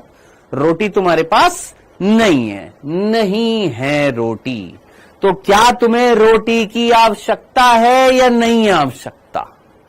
आवश्यकता किसकी होती है? जो चीज होती है या नहीं होती है? जो चीज नहीं होती उसी की तो आवश्यकता होती है, हैं? सोचो, दिमाग लगा, जिस चीज की कमी है उसी की तो आवश्यकता होगी या जो चीज है उसकी आवश्यकता है? थोड़ा कॉमन सेंस लगाओ, जो चीज है तुम्हारे पास उसकी आवश्यकता है क्या? नहीं। अब जिस चीज की तुम्हारे अंदर कमी है, किसकी कमी है? खुद सोच सर, हमारे अंदर दिमाग की कमी है, तो उसकी आवश्यकता है। ठीक है, डन? अब समझ में आ गया? तुम्हारा ध्यान सिर्फ एक ही चीज पर जाता है, पैसे की। पैसे के अलावा जिंदगी में और भी चीजें होती हैं विष्णु ठाकुर, सिर्फ पैसा ही सब कुछ नहीं है। 4-5 रीलें क्या देख ली तूने यूट्यूब पर, तेरे को लगता है सिर्फ पैसा ही इंपॉर्टेंट है? भोंदूलाल, जैसे जैसे आगे जीवन में बढ़ेगा तेरे को पता लगेगा पैसा ही सब कुछ नहीं होता। नहीं सर, पैसा बहुत कुछ होता है। हाँ होता है, बिल्कुल होता है, लेकिन सब कुछ नहीं होता। इधर देख, तो 10 अमीनो एसिड है जिनको हम आवश्यक बोल रहे हैं, जो मानव शरीर में नहीं बन पाते हैं, तो कहां से प्राप्त करेंगे? भोजन से प्राप्त करेंगे। 10 ऐसे अमीनो एसिड हैं जो अनावश्यक होते हैं, जो हमारे शरीर में जिसकी जरूरत नहीं है। क्यों जरूरत नहीं है? क्योंकि हमारे शरीर में बन रहे हैं। कहां बन रहे हैं? हमारे लीवर में बन रहे हैं। ठीक सर, लीवर को भी एनर्जी की जरूरत होगी अमीनो एसिड बनाने के लिए। बिल्कुल टोटो, बिल्कुल जरूरत होगी लीवर को। लीवर हमारे शरीर का सबसे बड़ा अंग होता है, 500 से ज्यादा फंक्शन है। सबसे बड़ा अंग होता है, सॉरी, सबसे बड़ी ग्रंथि होती है कौन? हमारी liver. Largest organ, largest gland of the body. Organ कौन होता है? सबसे बड़ा अंग कौन होती है? हमारी त्वचा होती है। सबसे बड़ी ग्रंथि जो होती है वो कौन होती है? हमारी लीवर होती है। तो याद रखना, लीवर जो होता है हमारी सबसे बड़ी ग्रंथि, और 500 से भी ज्यादा फंक्शन है किसके? अकेले लीवर के, जिसमें से एक फंक्शन है क्या? Amino acids. किसका? इन 10 अमीनो एसिड्स का निर्माण करना। ठीक है, आइए अब आगे बढ़ते हैं। सर क्या ये 10 अमीनो एसिड और क्या ये 10 अमीनो एसिड याद रखने? बिल्कुल याद रखने, ट्रिक याद रखनी है। ये हमारा कौन सा बिंदु था? 8वां बिंदु था। और 9वां बिंदु मान लीजिए, ये वही बिंदु मान लीजिए हमारे 10 आवश्यक, इंग्लिश में लिख दूं 10 असेंशियल, 10 असेंशियल अमीनो एसिड और 10 नॉन असेंशियल अमीनो एसिड। याद रखने के लिए बहुत सीधी सी एक ट्रिक याद रखनी है। जो पुराने बालक हैं जैसे विक्रम चंद्रावंशी जैसे, उनको याद होगी ट्रिक, बहुत सीधी सीधी याद रखनी है, बिल्कुल याद रखनी है। केमिस्ट्री में भी काम में आती है। केमिस्ट्री में आपका चैप्टर है दोस्त बायोमोलिक्यूल्स, उसमें पढ़ना पड़ता है। तो मेरे भाई 10 एसेंशियल अमीनो एसिड कौन कौन से होते हैं? सीधा ट्रिक याद रखना, वीआईपी हॉल में टीटी। क्या सर? वीआईपी समझता है? हाँ सर, वीआईपी लोग होते हैं। उन वीआईपी लोगों का एक हॉल है। हॉल समझ में आ रहा? बड़ा सा कमरा है जहां पर उसमें वीआईपी हॉल में क्या खेला जा रहा है? टुक टुक क्या खेला जा रहा है? टीटी खेला जा रहा है। वीआईपी हॉल में टीटी खेला जाता है। ठीक है, तो अब इसकी फुल फॉर्म जो थी वीआईपी हॉल में टीटी, ये तो डायरेक्टली याद रखना, ये तो याद रख लेते हैं, तुम ट्रिक याद रख लेते हो। लेकिन दिक्कत कहां पर आती है? वी कौन है? आई कौन है? पी कौन है? एच कौन है? ए कौन है? एल कौन है? एल कौन है? एम कौन है? टी कौन है? टी कौन है? ये यहां पर ये चीज हम भूल जाते हैं। ये तो याद हो जाता है, ट्रिक याद हो जाती है। देखो भोंदू, देखो कई ऐसे भोंदूलाल होते, ट्रिक तो याद रख लेते हैं, लेकिन इस ट्रिक में जो चीज इंपॉर्टेंट है वो भूल जाते हैं कि वी कौन है, आई कौन है, पी कौन है, एच कौन है, एल कौन है, टी कौन है। ये चीज भूल जाते हैं, वो भी हम लिखते हैं। हाँ, टेबल टेनिस कर ले, टीटी कर ले, टेबल टेनिस कर ले। हाँ जी, और इसकी ट्रिक क्या है? आपको मेरा नाम पता है? हाँ सर। क्या नाम है मेरा? पार्थ। सर लगाना है तो लगा लो, नहीं लगाना तो मत लगाओ, लगा लेना पार्थ सर। के पास में है कौन, ये कौन है भैया, तेरी तो भारी है बहुत, टेबल है और चेयर भी है, सॉरी ये तो चेयर थी, ये टेबल है और ये चेयर है। तो पार्थ सर के पास जो टेबल चेयर है ना, उस पर 3 आलू और 3 गाजर रखी हुई है। क्या रखी हुई है? 3 आलू रखे हुए हैं और 3 गाजर रखी हुई है। तो पी से पार्थ, एस से सर, टी से टेबल, सी से चेयर, 3 है आलू 3 है गाजर, ऐसे याद रखना है। अब क्या लिखेंगे? पी एस टी सी, 3 आलू मीन्स 3 बार ए, 3 गाजर मीन्स 3 बार जी, ये है।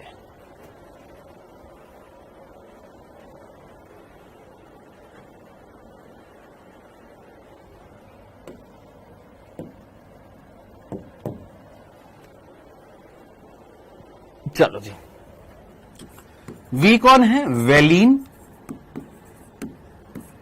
Iso leucine, phenylalanine, histidine, arginine, lysine. मेरे साथ साथ लिखते जाना।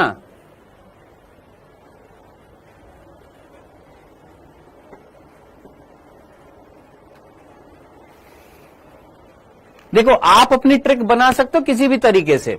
आप इसको कुछ भी उल्टा सीधा जैसे आपका मन करे वैसे आप बिंदास कोई सी भी ट्रिक बना सकते हो, ठीक है जी, अपने हिसाब से।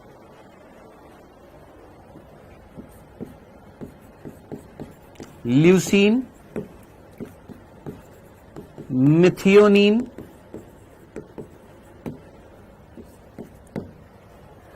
थ्रियोनिन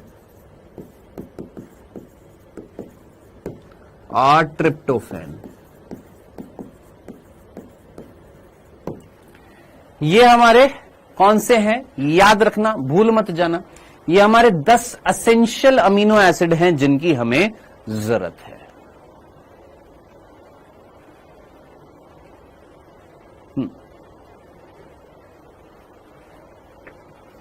ठीक है, valine, isoleucine, phenyl alanine, histidine, arginine, lysine, leucine, threonine, methionine, leucine, methionine, threonine और ट्रिप्टोफैन। अब आप बोलेंगे क्या ये इस चैप्टर में दिए हुए हैं?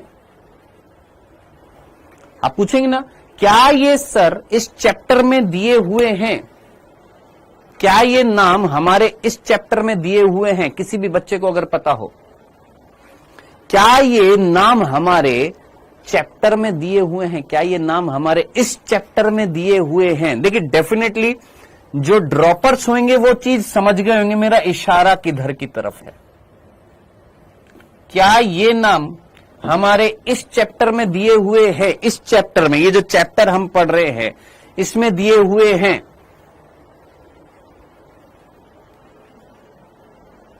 सारे के सारे नाम दिए हुए, 20 के 20 नाम दिए हुए हैं। 20 के 20 नाम जेनेटिक्स में है। कहां पर हैं? जेनेटिक्स में है। जेनेटिक्स में कहां पर हैं? जेनेटिक कोडोन्स जब हम पढ़ते हैं वहां पर मिलेंगे।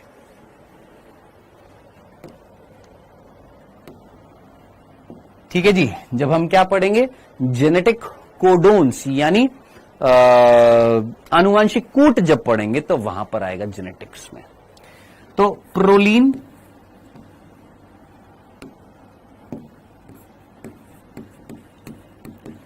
Serine, tyrosine, cysteine,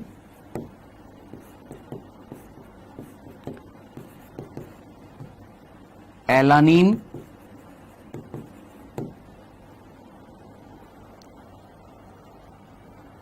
aspartic acid, arginine, alanine, एक और था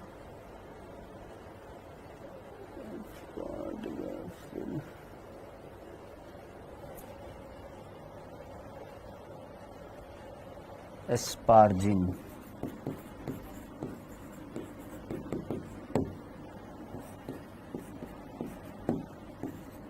ग्लूटामीन, ग्लाइसिन और ग्लूटामिक एसिड। हाँ जी, एस्पेराजीन, एस्पेराजीन लिखा है ना, एस्पेराजीन।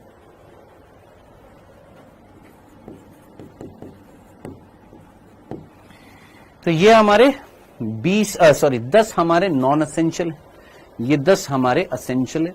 वीआईपी हॉल में टीटी, पार्थ सर की टेबल चेयर पर 3 आलू 3 गाजर रखे हुए हैं। ठीक है जी। अब इनमें से क्वेश्चंस कैसे पूछे जाएंगे, अभी बता रहा हूं कैसे क्वेश्चंस पूछे जाएंगे। क्या ये याद हो जाएंगे, क्या ये याद हो जाएंगे, पहले मुझे बताइए, क्या ये आज की डेट में आपसे सारे के सारे याद हो जाएंगे? Valine, VALINE, isoleucine, phenylalanine, histidine, arginine, NINE, lysine, leucine, methionine, threonine, tryptophan, proline, serine, tyrosine, cysteine, alanine, aspartic acid, asparagine, glutamine, glycine, glutamic acid. Last वाला क्या लिखा है? Glutamic acid, glutamic acid.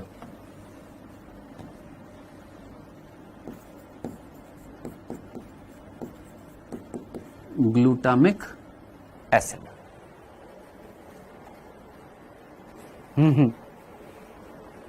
Sir 1-2 दिन में हो जाएंगे। ठीक है, डन, क्लियर है। अब देखिए कुछ बिंदु और हैं जो यहां पर पढ़ने हैं। ये हमने 8वां बिंदु लिख दिया है, 10 असेंशियल 10 नॉन असेंशियल। ठीक है, 9th बिंदु जरा देखिएगा। 9th बिंदु जो है यहां पर अब प्रश्न कैसे बनेंगे, इनमें से कौन से अमीनो एसिड हैं, ध्यान से सुनना। 10वां जो प्रश्न पूछ रहे हैं सर प्रश्न कैसे बनेंगे, समझने की कोशिश करते देखिएगा। मैंने आपसे बोला कि मुझे एक बात बताओ, ये आपको एक अमीनो एसिड मैं आपको बता रहा हूं और आप मुझे बताएंगे। सिंपल सा प्रश्न मैं आपसे पूछ रहा हूं, बहुत सीधा सीधा प्रश्न मैं आपसे पूछूंगा।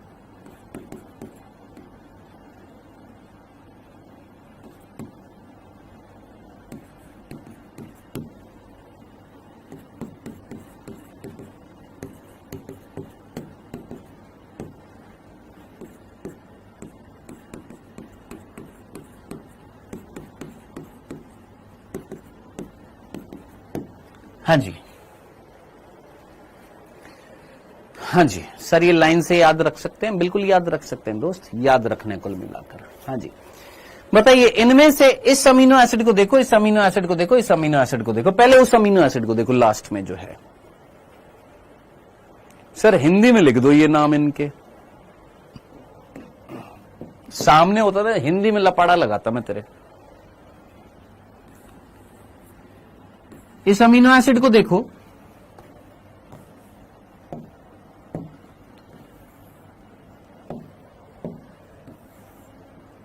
सबसे पहले इस अमीनो एसिड को देखो, और इस अमीनो एसिड को देखने के बाद मुझे बताओ यहां पर आपको एसिडिक ग्रुप ज्यादा दिखाई दे रहा है कि बेसिक? भाई ये हाइड्रोजन है, ये हाइड्रोजन सॉरी ये अमीन समूह है जो एक क्षारीय समूह था।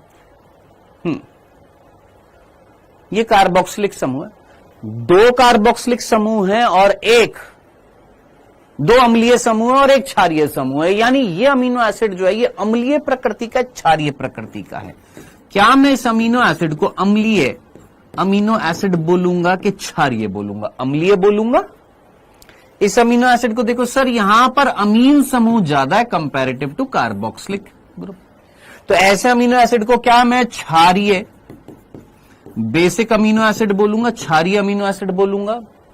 यहां पर जितना अम्लीय है उतना ही क्षारीय, क्या मैं इसको उदासीन बोलूंगा, न्यूट्रल बोलूंगा? क्या इतनी सी बात समझ में आई? ये न्यूट्रल कहलाएगा, ये क्षारीय कहलाएगा, ये अम्लीय कहलाएगा। इतना सा बेसिक सा कंसेप्ट समझ में आ गया। कोई तकलीफ तो नहीं थी, इतनी सी बात समझ में आ गई, डन। अब इधर देखना, ये जो तूने यहां पर 3 अमीनो एसिड लिखे हैं, हिस्टिडिन, आर्जिनिन और लाइसिन, या लाइसिन, हिस्टिडिन और आर्जिनिन, 3 लिखे, लाइसिन, हिस्टिडिन और आर्जिनिन। डायरेक्टली याद रखना, ये 3 जो होते हैं ये हमारे क्षारीय अमीनो एसिड होते हैं। ये प्रश्न बनेगा, पूछ रहा है ना प्रश्न कैसे बनेगा, प्रश्न यहां से बनेगा। प्रश्न कहां से बनेगा, यहां से प्रश्न बनेगा कि उपरोक्त में से कौन सा क्षारीय अमीनो एसिड है या क्षारीय अमीनो अम्ल है। तो लाइसिन, हिस्टिडीन और आर्जिनिन, नहीं तो सीधा सीधा ट्रिक, हॉल में पहले 3 वर्ड HAL, हॉल में हॉल, हिस्टिडीन, आर्जिनिन, लाइसिन, ये जो है ये आपके क्या है, क्षारीय अमीनो एसिड है। तो यहां पर मैं लिख दूं 9th बिंदु, ये हो गया था हमारा, ये तो मैंने बताया था, 9th बिंदु ये रहा हमारा। 9th बिंदु में पहला पार्ट, तो लाइसिन, आर्जिनिन और हिस्टिडीन, ये क्या होते हैं बेटा जी हमारे, ये क्षारीय अमीनो एसिड है। कौन सा अमीनो एसिड है, क्षारीय अमीनो एसिड है। इसमें कोई दिक्कत तो नहीं थी।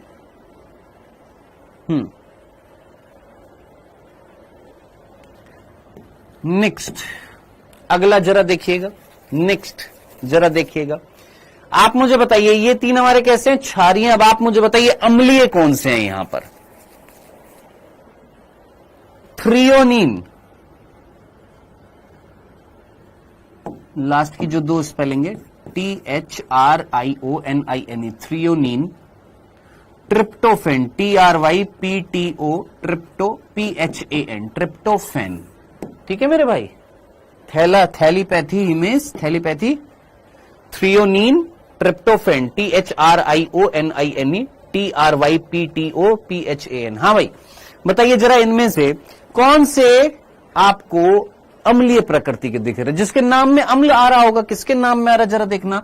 क्या आपको एस्पार्टिक एसिड, क्या आपको एस्पार्टिक एसिड और ग्लूटामिक एसिड, ये 2 वर्ड दिखाई दे रहे हैं, दिखाई दे रहे हैं, दिखाई दे रहा है। एस्पार्टिक एसिड, ग्लूटामिक एसिड, दोनों में एसिड दिखाई दे रहा है। हाँ सर, तो हम सीधा सीधा बिंदु लिखेंगे, कौन, एस्पार्टिक एसिड, एस्पार्टिक एसिड और ग्लूटामिक एसिड जो होते हैं किस प्रकृति के होते हैं, अम्लीय प्रकृति के होते हैं। किस प्रकृति के हैं, अम्लीय प्रकृति के हैं। AG, हाल, कैसे याद रखना है, AG, हाल। ठीक है, मतलब याद हो जाएगा, आराम से याद हो जाएगा। ये तीनों एक साथ हैं, आराम से याद हो जाएंगे। ये दोनों अलग अलग है, अच्छा इनको आप साथ साथ भी लिख सकते थे। मान लो 3 आलू में तीसरा आलू यहां लिख देते और पहली गाजर साथ साथ लिख देते, एस्पार्टिक एसिड, ग्लूटामिक एसिड।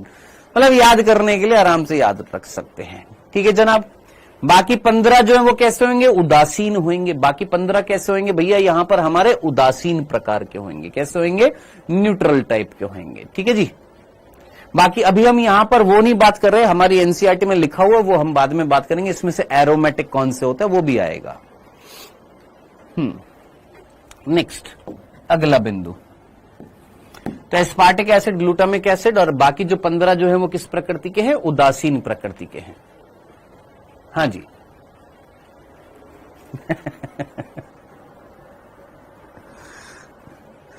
हाँ जी,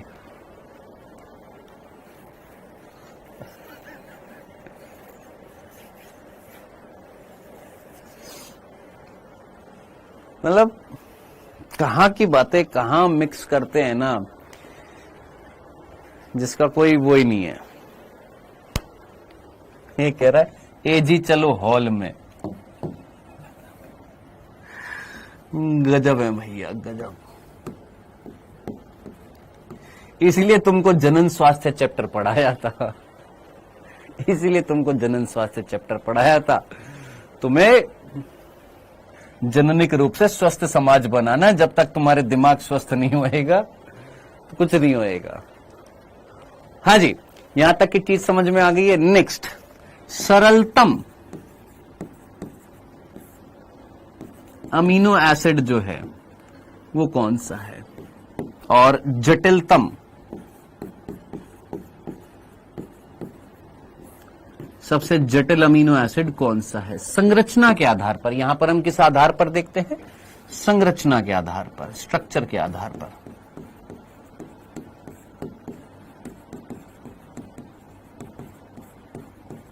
संरचना के आधार पर, स्ट्रक्चर के आधार पर हम यहां पर देख रहे हैं कि सरलतम अमीनो एसिड कौन सा है और जटिलतम अमीनो एसिड कौन सा है। तो सरलतम जो है, सबसे सरल जो होता है वो कौन सा होता है, याद रखना, ग्लाइसिन। और सबसे जटिल जो होता है वो कौन सा होता है, ट्रिप्टोफैन होता है। ट्रिप्टोफैन होता है। ग्लाइसिन याद रखना, भूल मत जाना। सबसे सरल होता है और सबसे जटिल जो होता है वो कौन होता है, ट्रिप्टोफैन। एक एरोमेटिक अमीनो एसिड होता है, एरोमेटिक होता है, जिसमें बेंजीन रिंग होती है। ठीक है, तो ये हमारा जटिल, सबसे कॉम्प्लेक्स अमीनो एसिड जो होता है वो कौन सा होता है, ट्रिप्टोफैन होता है। और सिंपलेस्ट जो अमीनो एसिड जो होता है वो कौन सा होता है, हमारा ग्लाइसिन होता है।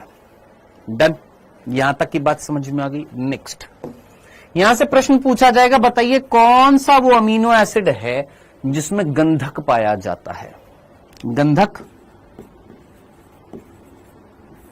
यानी सल्फर युक्त अमीनो एसिड जो होता है वो कौन सा होता है। तो भूल मत जाना, मिथियोनिन,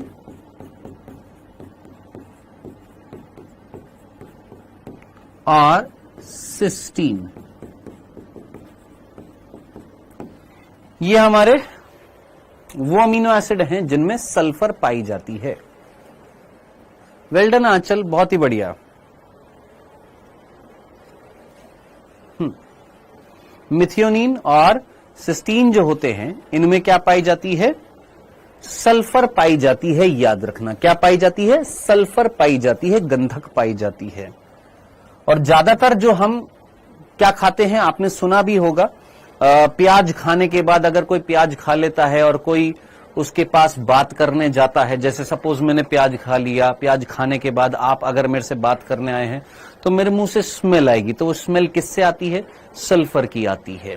या आपने कई बार प्याज काटा, प्याज काटने के बाद आंखों में से पानी आ रहा है, तो किस वजह से आता है, क्योंकि प्याज से क्या निकलता है, सल्फर रिलीज हो रहा है।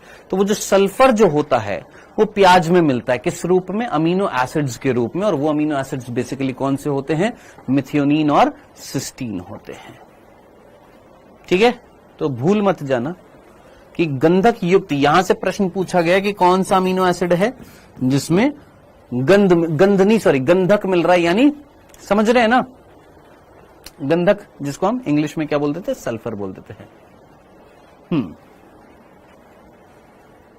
सर आपने सिस्टीन किसी भी ट्रिक में नहीं बताया। ये कौन है, मेरा भतीजा है।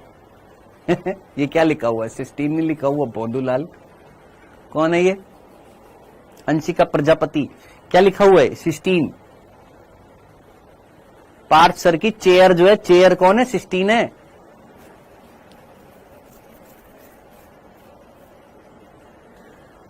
चलो आगे बढ़े, समझ में आ गया अंशिका प्रजापति साहब, समझ में आ गया। आइए नेक्स्ट, कितने हो गए यहां पर, 9th बिंदु चल रहा था जिसमें हम इंपॉर्टेंट चीजें लिख रहे थे। कितने हो गए, मान लो ये ए या 1 2 ही लिख लेते, ये हमारा 9th बिंदु था जिसमें ए लिख देते, A B C D E. ठीक है, ए बी सी डी कर देना। अब एफ पर आते हैं।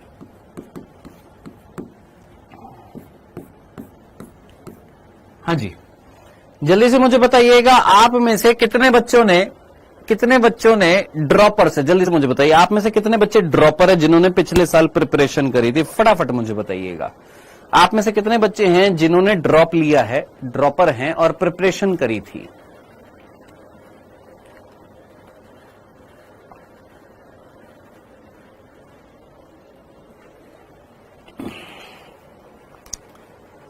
ड्रॉपर हैं?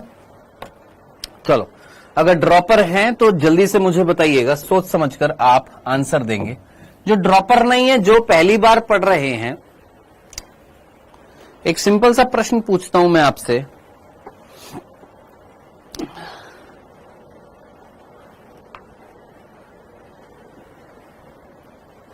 जितने भी प्रोटीन मेरे अंदर हैं या इस पृथ्वी पर जितने भी प्रोटीन हैं, प्रोटीन जितने भी हैं, चाहे वो प्लांट के अंदर प्रोटीन हो, चाहे वो एनिमल्स के अंदर प्रोटीन हो, है ना, हर एक प्रोटीन के अंदर सल्फर मिलेगा। क्या ये स्टेटमेंट मैंने सही बोला है? हाँ जी। जो ड्रॉपर्स हैं वो शायद आंसर दे पाएंगे, जो नहीं है शायद वो ना दे पाए, इसलिए मैं पूछना चाह रहा था, बस और कोई रीजन नहीं था। जो ड्रॉपर है वो शायद आंसर दे देंगे। मैं ये क्वेश्चन पूछ रहा हूं, जितने भी प्रोटीन है क्या सभी प्रोटीन में सल्फर मिलेगी, हां कि ना? बस जितने भी प्रोटीन है सभी प्रोटीन के अंदर सल्फर मिलेगी, हां कि ना? कई बोल रहे हैं हां, कई बोल रहे हैं ना, कई बोल रहे हैं हां, कई बोल रहे हैं ना। अब मैं आपको सीधा सीधा बताता हूं, ध्यान से सुनना। जब आप जेनेटिक्स पढ़ते हैं तो जेनेटिक्स में आप टॉपिक पढ़ते हैं जिसका नाम होता है ट्रांसलेशन, स्थानांतरण बोलते हैं, जिसमें हम प्रोटीन का निर्माण करते हैं, ठीक है। और याद रखना, फर्स्ट अमीनो एसिड जो होता है किसी भी प्रोटीन में, फर्स्ट अमीनो एसिड जो होता है वो कौन होता है? मिथियोनिन। चाहे वो प्रोटीन एनिमल्स के अंदर हो, चाहे वो प्रोटीन प्लांट्स के अंदर हो, सभी प्रोटीन जो होते हैं उसमें पहला अमीनो एसिड जो होता है वो कौन होता है? मिथियोनिन होता है। अब आप मुझे बताइए, ये सुनने के बाद अब आपका आंसर क्या होएगा? मैंने आपसे पूछा जितने भी प्रोटीन है क्या सभी प्रोटीन में सल्फर होता है? बालिका कह रही है नहीं सर, सिर्फ मिथियोनिन और सिस्टीन में होता है सल्फर। भोंदूलाल, इस बुद्धि का इस्तेमाल करते हो, हम पूछ क्या रहे हैं? हमने बोला कि भैया ये जो दो अमीनो एसिड हैं, ये तो कौन है? ये अमीनो एसिड है, ये अमीनो एसिड है। मैं तुमसे पूछ रहा हूं गुड़िया कि इस पृथ्वी पर जितने भी प्रोटीन हैं उन प्रोटीन में सल्फर मिलेगा। थोड़ा लॉजिक लगाओ। मैंने तुमको आंसर दे दिया, इनडायरेक्टली दे दिया। मैंने क्या बोला कि जितने भी प्रोटीन हो, चाहे कोई सा भी प्रोटीन हो, कैसा भी प्रोटीन है, चाहे वो एनिमल्स का हो चाहे प्लांट्स का हो, हर एक प्रोटीन के अंदर मिथियोनिन जो होता है वो फर्स्ट अमीनो एसिड होता है। अब अगर फर्स्ट अमीनो एसिड मिथियोनिन है, मान लो मिथियोनिन है, MET से दर्शाया जाता है शॉर्ट में, मिथियोनिन है। मिथियोनिन के बाद अगला जो है मान लो प्रोलीन है, प्रोलीन के बाद अगला ल्यूसीन है, ल्यूसीन के बाद अगला हिस्टिडीन है, हिस्टिडीन के बाद अगला वेलिन है, वेलिन के बाद मान लो आइसोल्यूसिन है। मैं आपसे बोल रहा हूं जितने भी प्रोटीन है सभी प्रोटीन के अंदर पहला अमीनो एसिड अगर मिथियोनिन है तो घोंचू लाल थोड़ा दिमाग लगा लो, हर एक प्रोटीन के अंदर पहला अमीनो एसिड अगर मिथियोनिन मिलेगा और मिथियोनिन में सल्फर मिलेगा तो हर एक प्रोटीन के अंदर क्या मिलेगी? सल्फर मिलेगी। ये कह रहा था मैं।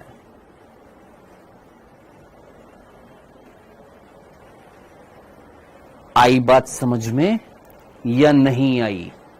आई कि नहीं आई? जिनको नहीं आई है थोड़ा सा दिमाग को हिलाओ, ऊपर नीचे आगे पीछे दाएं बाएं हिलाओ। सेंटर में नहीं आ रहा दिमाग तुम्हारा, सोचो क्या ये कंसेप्ट समझ में आया? जब मिथियोनिन एक अमीनो एसिड है जिसमें सल्फर मिल रहा है और हर एक प्रोटीन के अंदर मिथियोनिन मिलता है पहला अमीनो एसिड, तो हर एक प्रोटीन के अंदर अगर मिथियोनिन मिलेगा तो हर एक प्रोटीन में सल्फर मिलेगी कि नहीं मिलेगी?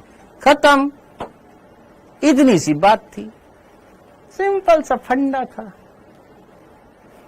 समझ में आया? क्लियर है? तो ये चीज याद रखना, प्रत्येक प्रोटीन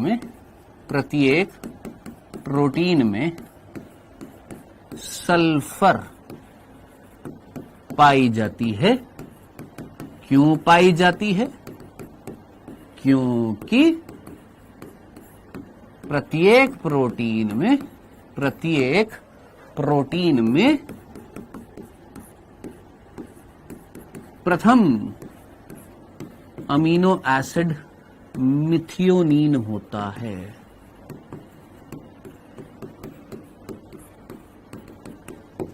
ठीक है जी।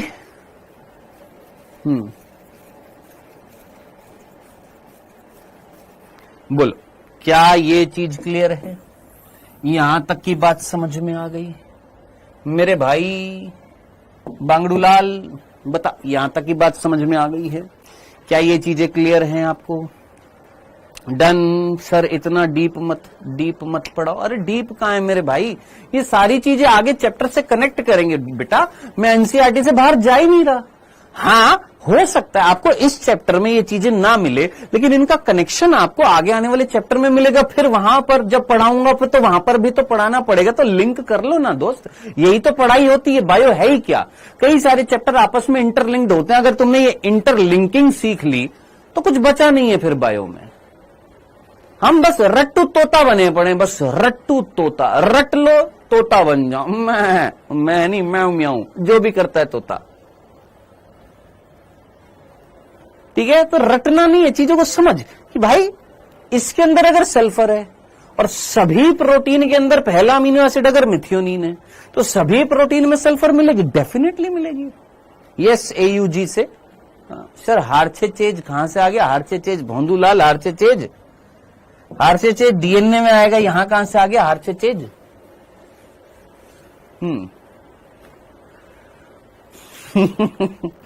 हाँ जी, आगे बढ़े। कितने बिंदु हो गए? F, G पर आते हैं।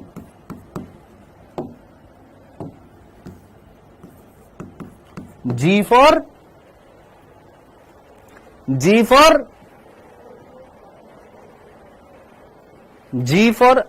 फॉर जैसे मैंने बोला G फॉर, आपके दिमाग में पहला शब्द क्या आया? सोच के मुझे बताओ जल्दी से। G फॉर आपके दिमाग में पहला शब्द क्या आया? ग्रेट, गर्ल, गधा। मेरे को पता था ये कईयों के दिमाग में आएगा, गधा।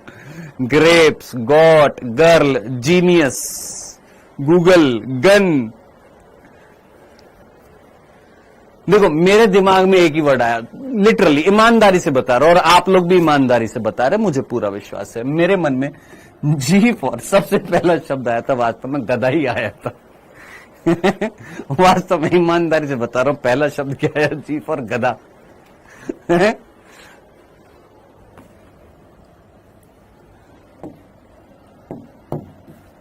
पता है क्यों आया है गधा? क्योंकि हर एक टीचर के मुंह से निकलता है गधा। क्यों निकलता है? जब उसका स्टूडेंट पढ़ता नहीं है, गधे चराएगा क्या? है ना, निकलता है ना, स्कूल में भी निकलता था आपके टीचर्स के। हाँ, गधे चराएगा क्या है? पढ़ाई नहीं करनी है, गधे चराएगा। और मेरे खुद के पिताजी जो हैं वो रिटायर्ड टीचर हैं। जब वो मेरे को पढ़ाते थे या मेरे भाई को पढ़ाते थे, जब हम नहीं पढ़ते थे, तो हमको ही बोलता था गधे चराएगा क्या। तो टीचर के मुंह से निकलता ही है ये चीज। ये मतलब ये जन्म सिद्ध हो चुका, हर एक टीचर के मुंह से निकल, गधे चराएगा क्या। हाँ जी, तो अगला जी बिंदु जो हम पढ़ने वाले हैं, थोड़ी सी मस्ती हो गई है, अब फोकस करते हैं पढ़ाई पर। ध्यान से सुनिएगा। आप मुझे बताइए, इस पृथ्वी पर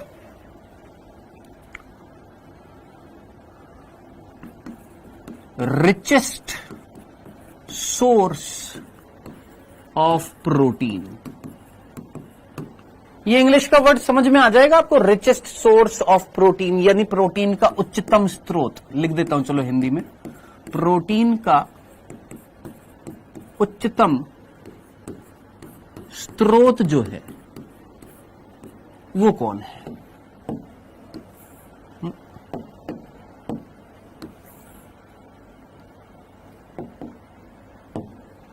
हाँ जी, तो याद रखना, पहला प्रोटीन का उच्चतम स्रोत जो है, यानी सबसे ज्यादा प्रोटीन अगर हमें प्राप्त करना है तो वो कौन है? तो बेटा याद रखना, स्पाइरुलिना है।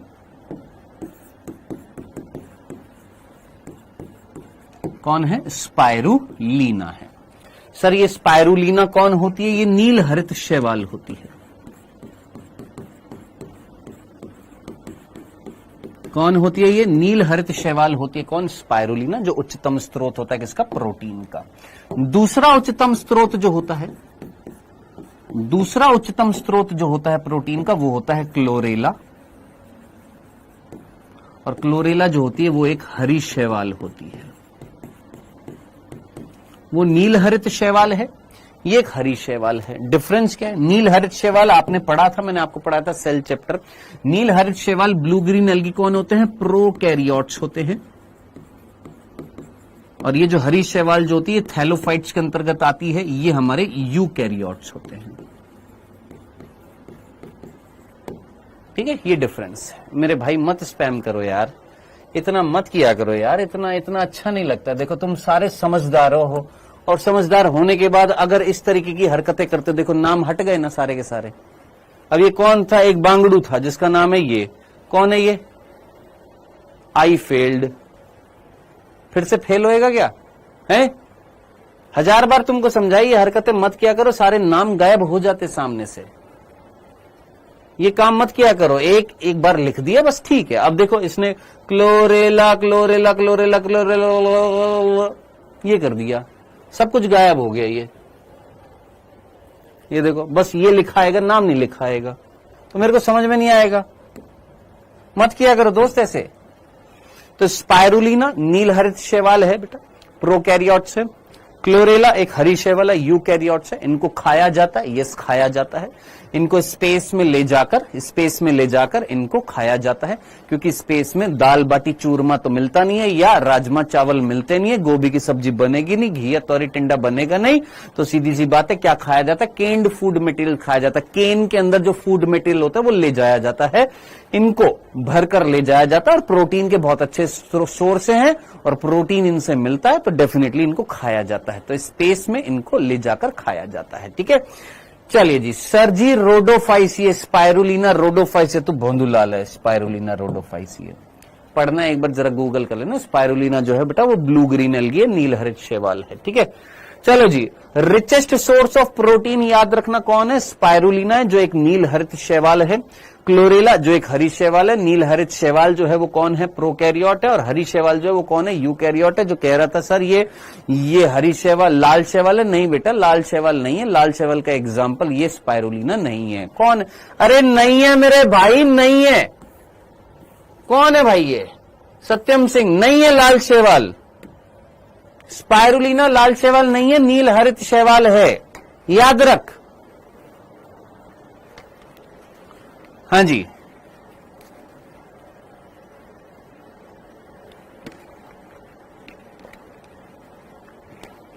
रोडोफाइसी लाल एल्गी होती है, रेड एल्गी होती है। और रेड एल्गी जब मैं पढ़ाऊंगा तो वहां पर स्पेसिफिक एग्जाम्पल बताऊंगा।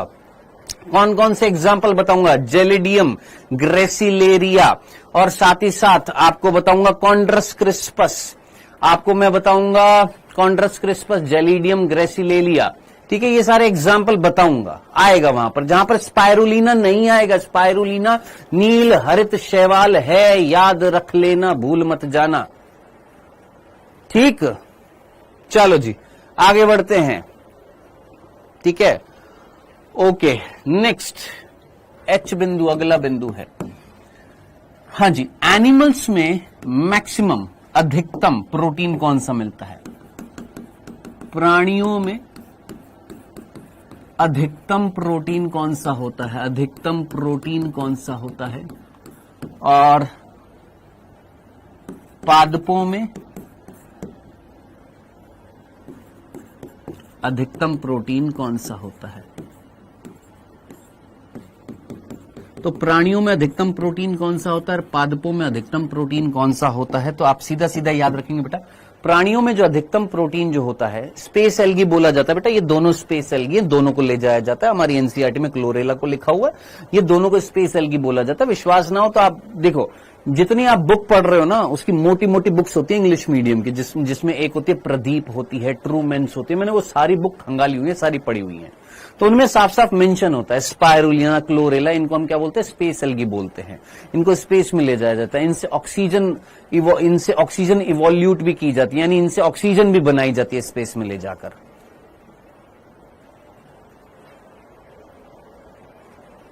ठीक, डन।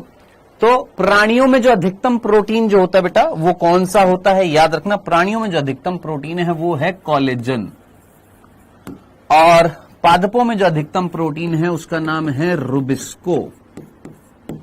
अब याद रखना, पादपों के साथ साथ पृथ्वी पर भी याद रखना, इस पृथ्वी पर और पादपों में जो अधिकतम प्रोटीन होता है वो सेम ही होता है, जिसका नाम क्या होता है, रुबिस्को होता है। और प्राणियों में जो अधिकतम प्रोटीन जो होता है उसका नाम क्या होता है, कोलेजन होता है। अब आप मुझे बताएंगे ये कोलेजन वर्ड आपने इस चैप्टर में कहां पढ़ा था? चलिए जी जल्दी से। हाँ जी,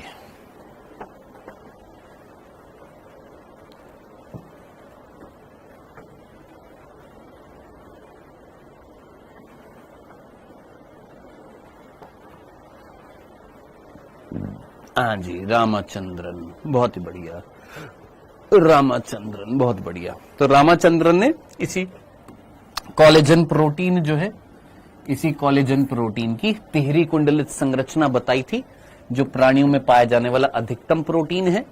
और रुबिस्को जो है वो पादपों में या इस अर्थ पर पाया जाने वाला अधिकतम प्रोटीन है। रुबिस्को की फुल फॉर्म यहां पर लिख दीजिएगा, रुबिस्को की फुल फॉर्म लिख लीजिएगा, राइबुलोज।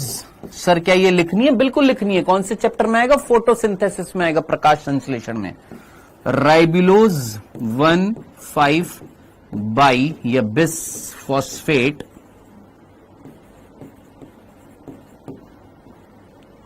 कार्बोक्सिलेज और ऑक्सीजनेज।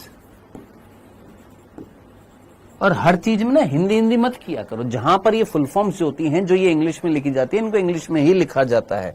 हर चीज में ऐसे मत किया करो, जब तुमको नहीं पता है ना तो मत किया करो, जब तुमको पढ़ाया जा रहा है तो उसी तरीके से याद रखो। तो इसको इसी को अगर हिंदी में लिखा जाएगा तो ऐसे लिखा है, राइबुलोज 1,5 बाईफॉस्फेट कार्बोक्सिलेज ऑक्सीजनेज। ठीक है, तो ये फुल फॉर्म याद रखनी है। क्यों याद रखनी है? बिल्कुल पूछी गई है, पूछी जा सकती है, और ये पढ़नी है आपने। फोटोसिंथेसिस चैप्टर में आएगा ये रुबिस्को, तो भूल मत जाना। इस पृथ्वी पर अधिकतम प्रोटीन कौन सा है? रुबिस्को है। पादपों में भी यही रुबिस्को है। प्राणियों में अधिकतम प्रोटीन जो होता है वो कौन सा होता है गुरु? कोलेजन होता है। यहां तक की बात जल्दी से मुझे बताइए, यहां तक की बात समझ में आ गई है? डन, चले आगे। ये हमारे कुछ बिंदु थे जो मैंने यहां पर लिख दिए हैं, बाकी बस सफिशिएंट है। ये कितने बिंदु हो चुके हैं हमारे? 9 बिंदु हो चुके हैं। यहां तक कोई तकलीफ तो नहीं थी? आगे बढ़े 10वें बिंदु की तरफ। नेक्स्ट 10वें बिंदु पर पढ़ते हैं। कल हम प्रोटीन खत्म कर देंगे, पूरा का पूरा प्रोटीन कल खत्म कर देंगे, और कोशिश करेंगे कल में अगर कार्बोहाइड्रेट्स भी अगर खत्म कर दे तो कल प्रोटीन और कार्बोहाइड्रेट दोनों खत्म कर देंगे। फिर हमारा लिपिड तो है भी नहीं, कार्बोहाइड्रेट प्रोटीन हम पूरा पढ़ लेंगे। कार्बोहाइड्रेट प्रोटीन हम पूरा पढ़ेंगे। छोटा हो मेरे भाई, कार्बोहाइड्रेट प्रोटीन और पॉलीसेकेराइड्स, न्यूक्लिक एसिड, प्रोटीन की स्ट्रक्चर, एंजाइम है ही नहीं, लिपिड्स दे नहीं रखा है। देखेंगे। वैसे मैं अगर नहीं भी पढ़ाऊं ना आपको लिपिड, और लिपिड से अगर कोई प्रश्न आ भी जाए तो इतनी श्योरिटी है कि आप कर सकते हैं। देखो हमारे सिलेबस से लिपिड हटा दिया है इसलिए मैं बोल रहा हूं। बाकी अगर आपको नहीं, प्रोटीन आज नहीं होगा बेटा, अभी प्रोटीन में स्ट्रक्चर्स बाकी है, प्राइमरी है, सेकेंडरी है, टर्शियरी है, क्वाटरनरी है, रह रहा है अभी इसमें बहुत से। हाँ जी, अगर मैं आपसे बोलूं कि लिपिड अगर मैं ना भी पढ़ाऊं तो चलेगा। देखो पहली बात तो कोर्स में नहीं है, सिलेबस में नहीं है। दूसरी बात, क्या मैंने आपको लिपिड पढ़ाया है? हाँ, कहां पढ़ाया था? सेल चैप्टर में। क्या बताया था? लिपिड के टाइप्स, मोनोग्लिसराइड, डाइग्लिसराइड, ट्राइग्लिसराइड। किससे बने होते हैं? Glycerol, fatty acid. Fatty acid 2 प्रकार के बताए थे, सैचुरेटेड, अनसैचुरेटेड। मैं पूरा लिपिड तेरे को पढ़ा चुका हूं अगर तेरे को पता है तो। बाकी अगर नहीं पता है, कोई जानकारी नहीं है, तो बेटा जानकारी लो और सेल चैप्टर पढ़ो, बेसिक्स थे। क्योंकि आप लोग में से कई ऐसे हैं जो पता है यहां तो पढ़ लेते हैं, फिर पता है यूट्यूब पर जाकर ऊटपटांग चीजें लिखते हैं, मेरे को पर्सनल मैसेज करते हैं, ऊटपटांग करते हैं। मेरा माथा ऐसा गर्म हो जाता है ना, इतना गर्म हो जाता है, मन तो ऐसे करता है तुम्हारे छित्तर लगाऊं खींच खींच के। जिसमें से कोई बालक है जिसका नाम है तेज प्रताप, है कोई यहां पर बालक तेज प्रताप?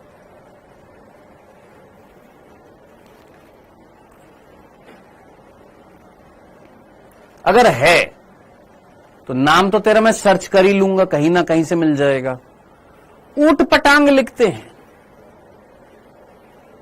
फालतू की चीजें लिखते हैं, बेसिक्स क्लियर होते नहीं है ना। बस तुमको चाहिए फटाफट चैप्टर निपटाओ, चैप्टर निपटाओ, चैप्टर निपटाओ।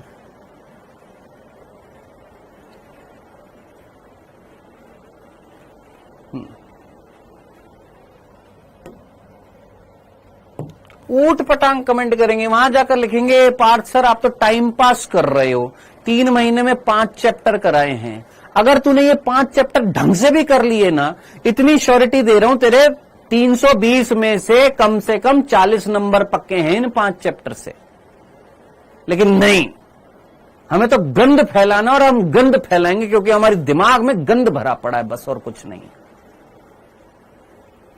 या तो तुम खुद ही पढ़ लिया करो, खुद ही तैयारी कर लिया करो, सब कुछ खुद ही कर लिया करो, क्यों आए हो फिर? है हमें गाइड करने आ जाते हैं, सर अभी तो इतने चैप्टर हो। अरे तो मेरे को पता है ना किस लेवल से पढ़ाना, किस तरीके से पढ़ाना, कौन सी चीज इंपॉर्टेंट है, आगे क्या आने वाला है, क्या चीज चाहिए, क्या चीज जरूरत है, उस हिसाब से पढ़ाऊंगा ना।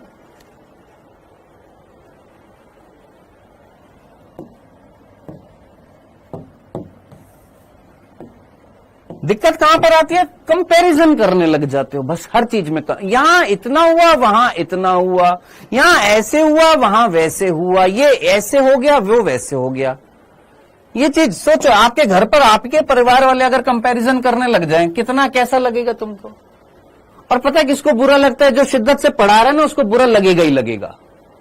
और फिर तुम कमेंट करो, सर आप कुछ बोलो मत, बस आप पढ़ा दो, बोलो भी मत, बोलो मत, सर आप पढ़ाओ, सर बोलो मत। अजीब इलॉजिकल बच्चे हैं यार इस बैच में।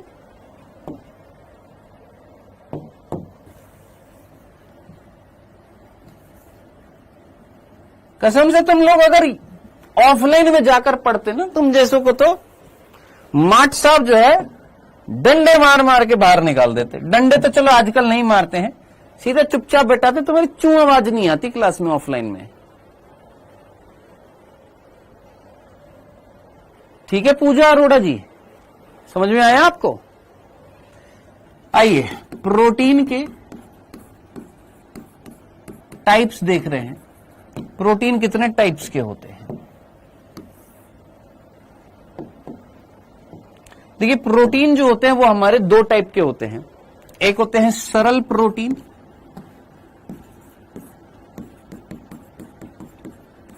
और एक होते हैं हमारे जटिल प्रोटीन। 2 प्रकार के हमारे प्रोटीन होते हैं, एक होते हैं सरल प्रोटीन और एक होते हैं हमारे जटिल प्रोटीन होते हैं। सर सरल प्रोटीन क्या होते हैं, जटिल प्रोटीन क्या होते हैं, ये समझने की कोशिश करते हैं बहुत सीधा सीधा। मैंने बोला प्रोटीन किससे बने हुए हैं, आपने बोला सर सीधा सीधा प्रोटीन किससे बने होते हैं? अमीनो एसिड से। मैंने बोला ये amino acid, amino acid, amino acid, amino acid, amino acid, amino acid, बताओ जल्दी से मुझे बताओ, क्या ये अमीनो एसिड एक जैसे होंगे? क्या ये अमीनो एसिड एक जैसे होंगे कि अलग अलग होंगे? जल्दी से आंसर बताइए फटाफट। क्या ये अमीनो एसिड एक जैसे होंगे कि अलग अलग होंगे?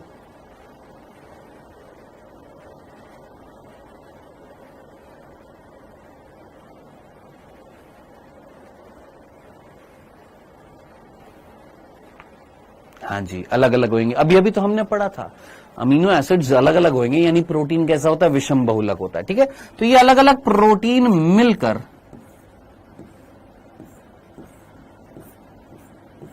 अलग अलग प्रोटीन मिलकर क्या बना रहे हैं? एक चेन बना रहे हैं, एक संरचना बना रहे हैं। ठीक है दोस्त, जो भी है इस तरीके से अलग अलग प्रोटीन मिलकर क्या बना रहे हैं? एक चेन बना रहे हैं, एक श्रृंखला बना रहे हैं। इसको हमने बोला सरल प्रोटीन। मैंने कहा ठीक है।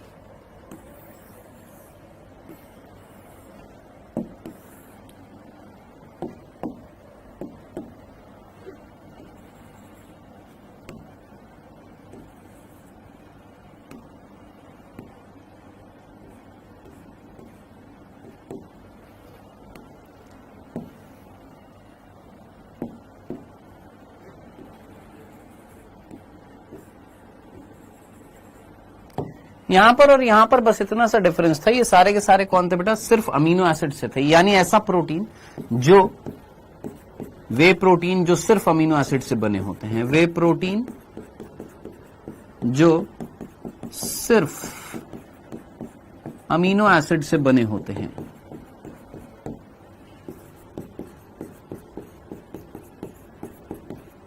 उनको हम क्या बोलते हैं? सरल प्रोटीन बोलते हैं।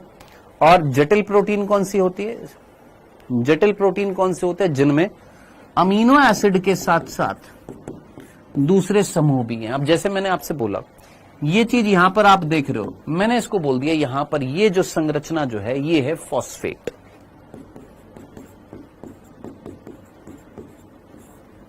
क्या है? फॉस्फेट। अब आप मुझे बताइए, ये जो जटिल प्रोटीन है इसमें अमीनो एसिड्स हैं? हाँ सर। और साथ ही साथ आपने यहां पर एक और समूह यहां पर जोड़ दिया, तो क्या ये आपका कंपाउंड प्रोटीन कहलाएगा, एक प्रकार का जटिल प्रोटीन कहलाएगा, या संयुक्त प्रोटीन कहलाएगा कि नहीं कहलाएगा? सोचो। तो ऐसे प्रोटीन क्या कहलाएंगे? सरल प्रोटीन, जिसमें सिर्फ और सिर्फ क्या मिलेगा? अमीनो एसिड मिलेगा। ऐसे प्रोटीन जिसमें अमीनो एसिड के अलावा कोई दूसरा समूह भी मिलेगा। अब जो दूसरा समूह जो मिलता है ये क्या है? कोई दूसरा ग्रुप मिल रहा है। जो दूसरा समूह मिल रहा है यहां पर, उस दूसरे समूह को हिंदी और इंग्लिश दोनों में क्या बोला जाता है? प्रोस्थेटिक समूह कहा जाता है।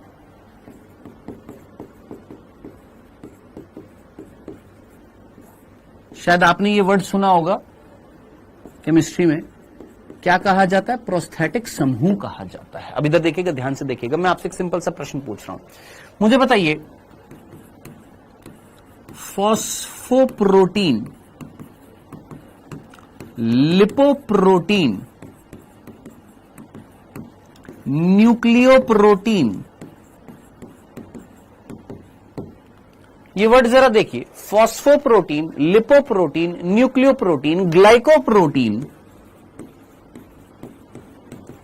इन वर्ड में थोड़ा सा कॉमन सेंस लगाइए। क्या प्रोटीन के साथ नॉन प्रोटीन भाग भी है?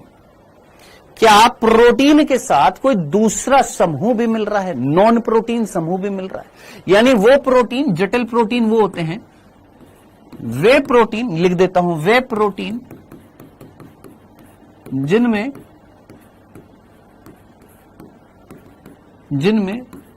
प्रोटीन के अलावा नॉन प्रोटीन भाग, नॉन प्रोटीन मतलब गैर प्रोटीन भाग, नॉन प्रोटीन मतलब गैर प्रोटीन भाग, जो प्रोटीन नहीं है, गैर प्रोटीन भाग पाया जाता है। और उस गैर प्रोटीन भाग को क्या कहा जाता है? लिख देना, गैर प्रोटीन भाग को प्रोस्थेटिक समूह कहा जाता है। ठीक है। तो जैसे फॉस्फोप्रोटीन में क्या होएगा sir? Protein plus phosphate. Lipoprotein में क्या होएगा सर? प्रोटीन, प्रोटीन, आप खुद ही सोचिए क्या पाया जाएगा, दिमाग लगाओ। लिपोप्रोटीन में प्रोटीन के साथ क्या पाया जाएगा सर? लिपिड। न्यूक्लियोप्रोटीन में प्रोटीन के साथ क्या पाया जाएगा? Nucleic acid. और ग्लाइकोप्रोटीन में प्रोटीन के साथ क्या पाया जाएगा सर? ग्लाइको वर्ड क्या है? कार्बोहाइड्रेट्स। क्या पाया जाएगा? कार्बोहाइड्रेट्स पाया जाएगा। तो अब आप मुझे बताइए, क्या इतनी सी बातें आप समझ पा रहे हैं जो यहां पर मैं लिख रहा हूं? क्या ये बातें समझ में आ रही हैं अरोड़ा जी?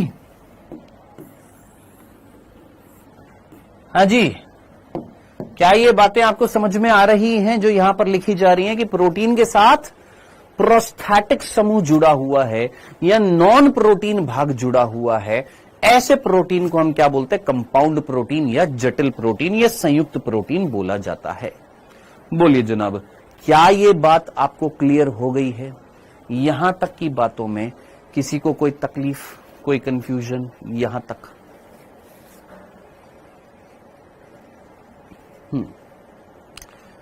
बोलो, यहां तक डन, क्लियर है, समझ में आ गया, पक्का? एक बार देख लीजिए यहां तक की बातों में, अगर किसी को कोई तकलीफ है, कोई कंफ्यूजन है तो पूछिए, फिर हम आगे बढ़ते हैं। पानी दे देना यार।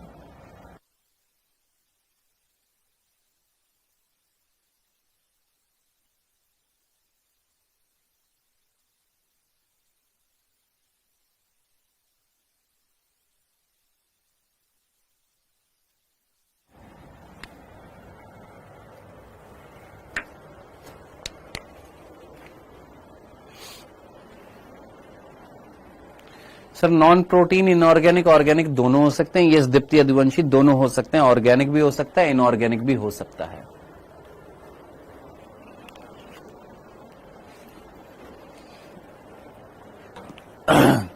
चलें आगे, बढ़े आगे। तो सरल प्रोटीन क्या होता है, जटिल प्रोटीन क्या होता है, ये समझ में आ गया। अब जटिल प्रोटीन हम कल देखेंगे, सरल प्रोटीन के ये जटिल प्रोटीन हम कल देखेंगे। सरल प्रोटीन के कुछ एग्जाम्पल देख लेते हैं। 11वां बिंदु, सरल प्रोटीन जो है उस सरल प्रोटीन के एग्जाम्पल,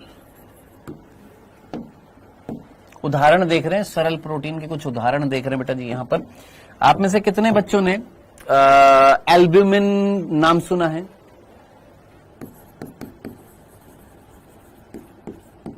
या ग्लोब्यूलिन नाम सुना है? Albumin, globulin. एल्ब्यूमिन सुना है? एल्ब्यूमिन अंडे के अंदर होता है, दूध में भी होता है। ग्लोब्यूलिन जो है ये भी अंडे और दूध में होता है। तो याद रखना ये कौन है, एल्ब्यूमिन, ग्लोब्यूलिन, ये हमारे सरल प्रोटीन के एग्जाम्पल हैं। यानी ये सरल प्रोटीन जो सिर्फ और सिर्फ अमीनो एसिड से बने हुए, कोई दूसरा समूह नहीं है, नॉन प्रोटीन भाग नहीं होएगा। इसमें पाए जा रहे हैं अंडे में और दुग्ध में पाए जाते हैं, रक्त में भी पाए जाते हैं। तो अंडे में भी पाए जा रहे हैं, दूध में भी पाए जा रहे हैं, रक्त में भी पाए जाते हैं, एग में भी मिलते हैं, मिल्क में भी मिलते हैं और ब्लड में भी मिलते हैं। कौन बेटा जी, याद रखना, भूल मत जाना। एल्ब्यूमिन, ग्लोब्यूलिन, ये दोनों प्रोटीन्स होते हैं जो कैसे होते हैं, सरल प्रोटीन होते हैं। ठीक है जी। नेक्स्ट, आपने सिस्टीन केराटिन प्रोटीन नाम सुना होगा। केराटिन, ये केराटिन प्रोटीन जो होता है कहां पर पाया जाता है, हमारे बालों में पाया जाता है, ये नाखूनों में पाया जाता है, ये हमारी त्वचा जो होती है उस त्वचा में पाया जाता है, सींग जो होते हैं उसमें भी पाया जाता है, जो सींग होते हैं उसमें भी पाया जाता है। ठीक है। तो केराटिन का जो प्रोटीन जो आपने सुना होगा, ये हमारे बालों में, नाखून में, त्वचा में, सींग में, इन सब में क्या पाया जाता है, केराटिन प्रोटीन। ये प्रश्न बहुत पहले पूछा जाता था, अभी नहीं पूछा जाता। याद रखना, केराटिन कौन है, एक सरल प्रोटीन है जिस अमीनो एसिड से बना होता है। मतलब अलग अलग अमीनो एसिड होंगे जिसमें से मैक्सिमम जो अमीनो एसिड जो होता है उसका नाम होता है सिस्टीन। ठीक है प्रजापति जी, सिस्टीन। ठीक है जी।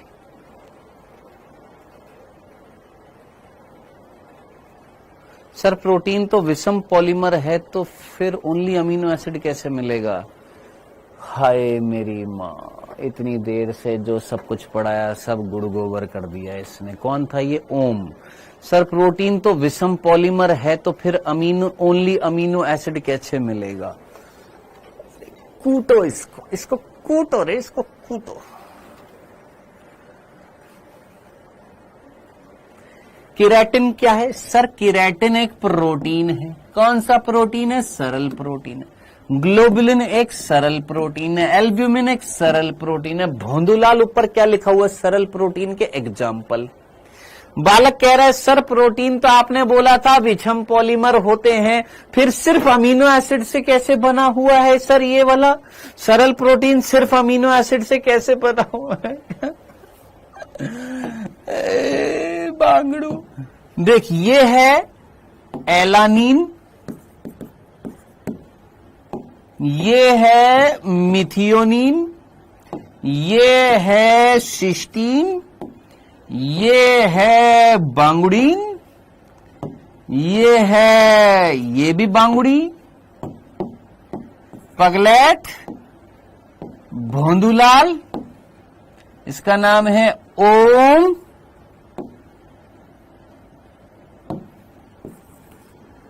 हाँ भाई समझ में आ गया। अब देखो क्या कहना चाह रहा हूं, यहां पर अलग अलग अमीनो एसिड्स हैं, तो ये प्रोटीन अलग अलग अगर अमीनो एसिड से बना होएगा, अमीनो एसिड अलग अलग हैं, तो प्रोटीन एक विषम बहुलक कहलाएगा। किसका? अलग अलग अमीनो एसिड का। यहां पर भी अमीनो एसिड अलग अलग होंगे, लेकिन उसके अलावा एक अतिरिक्त समूह मिल रहा है जो नॉन प्रोटीन है। खत्म हो जाऊंगा मैं किसी दिन। एल्ब्यूमिन, ग्लोबुलिन, केराटिन, ये कौन है बेटा यहां पर? ये सरल प्रोटीन है। एल्ब्यूमिन, ग्लोबुलिन किस में मिल रहा था? दूध में, अंडे में, रक्त में मिल रहा था। केराटिन जो है वो बालों में मिल रहा है, नाखून में मिल रहा है, त्वचा में मिल रहा है, सींग में मिल रहा है। एक और प्रोटीन लिख ले यहां पर, ग्लूटन। ये याद रख लेना, केराटिन प्रोटीन जो है वो एक सरल प्रोटीन है जो किससे बना हुआ था? अमीनो एसिड से। ज्यादातर इसमें जो अमीनो एसिड मिलता है उसका नाम क्या होता है? सिस्टीन होता है। ठीक है जी। नेक्स्ट, ग्लूटन जो होता है ये किसमें पाया जाता है? गेहूं में पाया जाता है। और आपने देखा होगा गेहूं जो होता है वो लचीला होता है।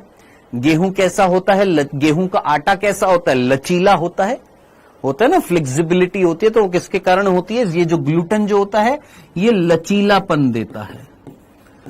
और ऐसा बोला जाता है कि ये ज्यादा गेहूं नहीं खाना चाहिए, ज्यादा रोटी नहीं खानी चाहिए, क्योंकि रोटी जब आपके शरीर में जाती है तो उसमें जो ग्लूटन जो होता है वो चिपचिपा होता है और उसमें लचीलापन होता है, उसका पाचन अच्छे से नहीं हो पाता है। इसलिए आज की डेट में आप देखेंगे ज्यादातर जो शहरी लोग जो होते हैं वो कम रोटियां खाते हैं। क्यों? क्योंकि उनको ये चीज बताई जाती है। जब वो ऐसे हेल्थ एक्सपर्ट से मिलते हैं तो वो बताते हैं कि रोटी कम खाओ। क्यों कम खाओ? कि रोटी ज्यादा खाओगे तो ज्यादा ग्लूटन जाएगा, ग्लूटन अगर अंदर गया तो वो इतनी जल्दी आसानी से पच नहीं पाता है। लेकिन वहीं अगर जब हम गांव की तरफ जाते हैं तो एक एक व्यक्ति जो है 6-6, 7-7, 8-8 रोटी खा लेता है। क्यों? क्योंकि उनकी फिजिकल एक्टिविटी ज्यादा होती है। फिजिकल एक्टिविटी ज्यादा होती है, ज्यादा पसीना बहाएंगे, ज्यादा से ज्यादा शरीर में उपापचय अभिक्रिया होंगी, उपापचय अभिक्रिया ज्यादा होंगी तो पाचन ज्यादा से ज्यादा होगा, तो उनका पाचन तंत्र मजबूत होता है। इसलिए चाहे वो पत्थर भी खा ले तो भी वो क्या हो जाता है? पाचन हो जाता है। मतलब कहने वाली बात है, जस्ट इतने से चीज समझा रहा हूं। तो ग्लूटन जो होता है हमारे सेहत के लिए वैसे हानिकारक होता है, लेकिन जिनका पाचन तंत्र अच्छा है, ऑब्वियस सी बात है, वो चाहे ग्लूटन खाएं चाहे प्लूटन खाएं, उनको कोई फर्क नहीं पड़ेगा। ठीक है। लास्ट एक और एग्जांपल है हिस्टोन प्रोटीन। और हिस्टोन प्रोटीन आप मुझे बताइए, एक क्षारीय प्रोटीन था, हम लोगों ने पढ़ा था सेल वाले चैप्टर में, जिसके ऊपर डीएनए लपेटा जाता है। ये हिस्टोन प्रोटीन जो होता है, 2 amino acid, mainly 2 amino acid होते हैं। एक होता है लाइसीन और एक होता है आर्जिनिन। लाइसीन और आर्जिनिन से बना होता है कौन? Histone protein. ये याद रखना, इससे नीट में प्रश्न पूछा जाता है। तो हिस्टोन जो होता है वो लाइसीन और आर्जिनिन से बना होता है। अब याद करिए, लाइसीन आर्जिनिन ये 2 वर्ड कहां पर आए थे? हाल। Histidine, lysine, arginine. Lysine arginine क्षारीय अमीनो एसिड थे, तो याद करो हिस्टोन कैसा था? एक क्षारीय प्रोटीन था।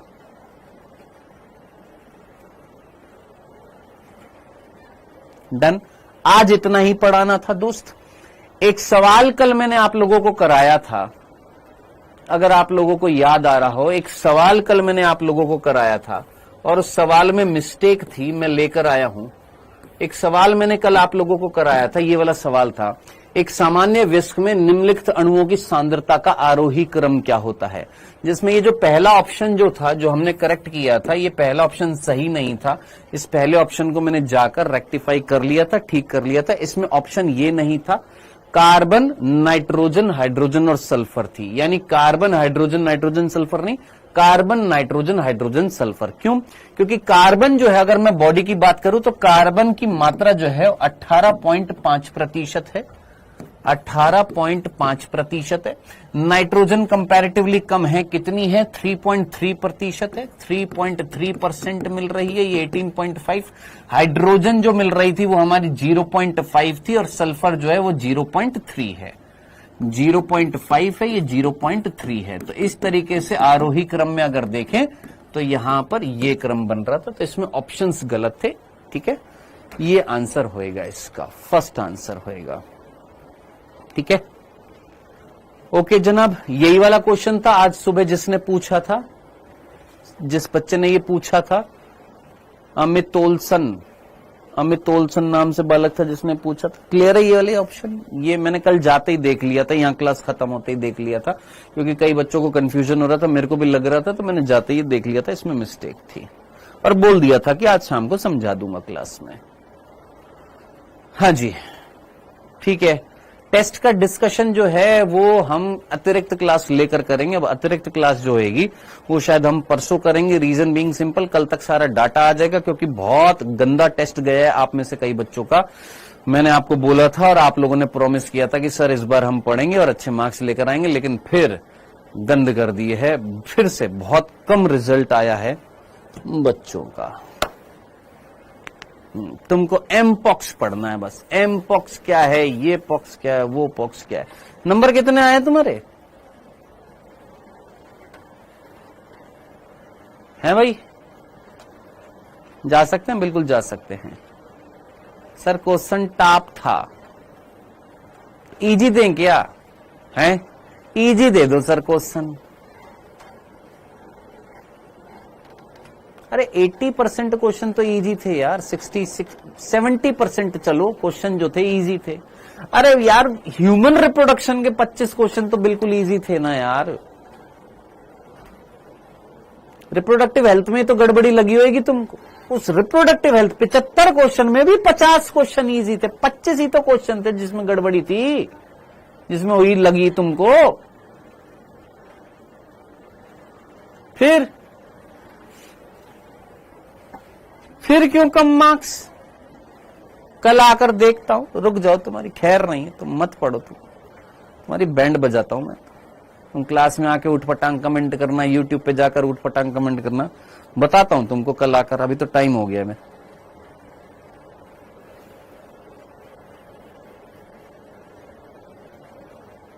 सर कल कितने बजे? कल क्लास उतने बजे होगी सुमित पाल, 3 बजे। ठीक है, मिलते हैं कल इसी समय। परसों अपन पेपर का डिस्कशन कर लेंगे, ठीक है?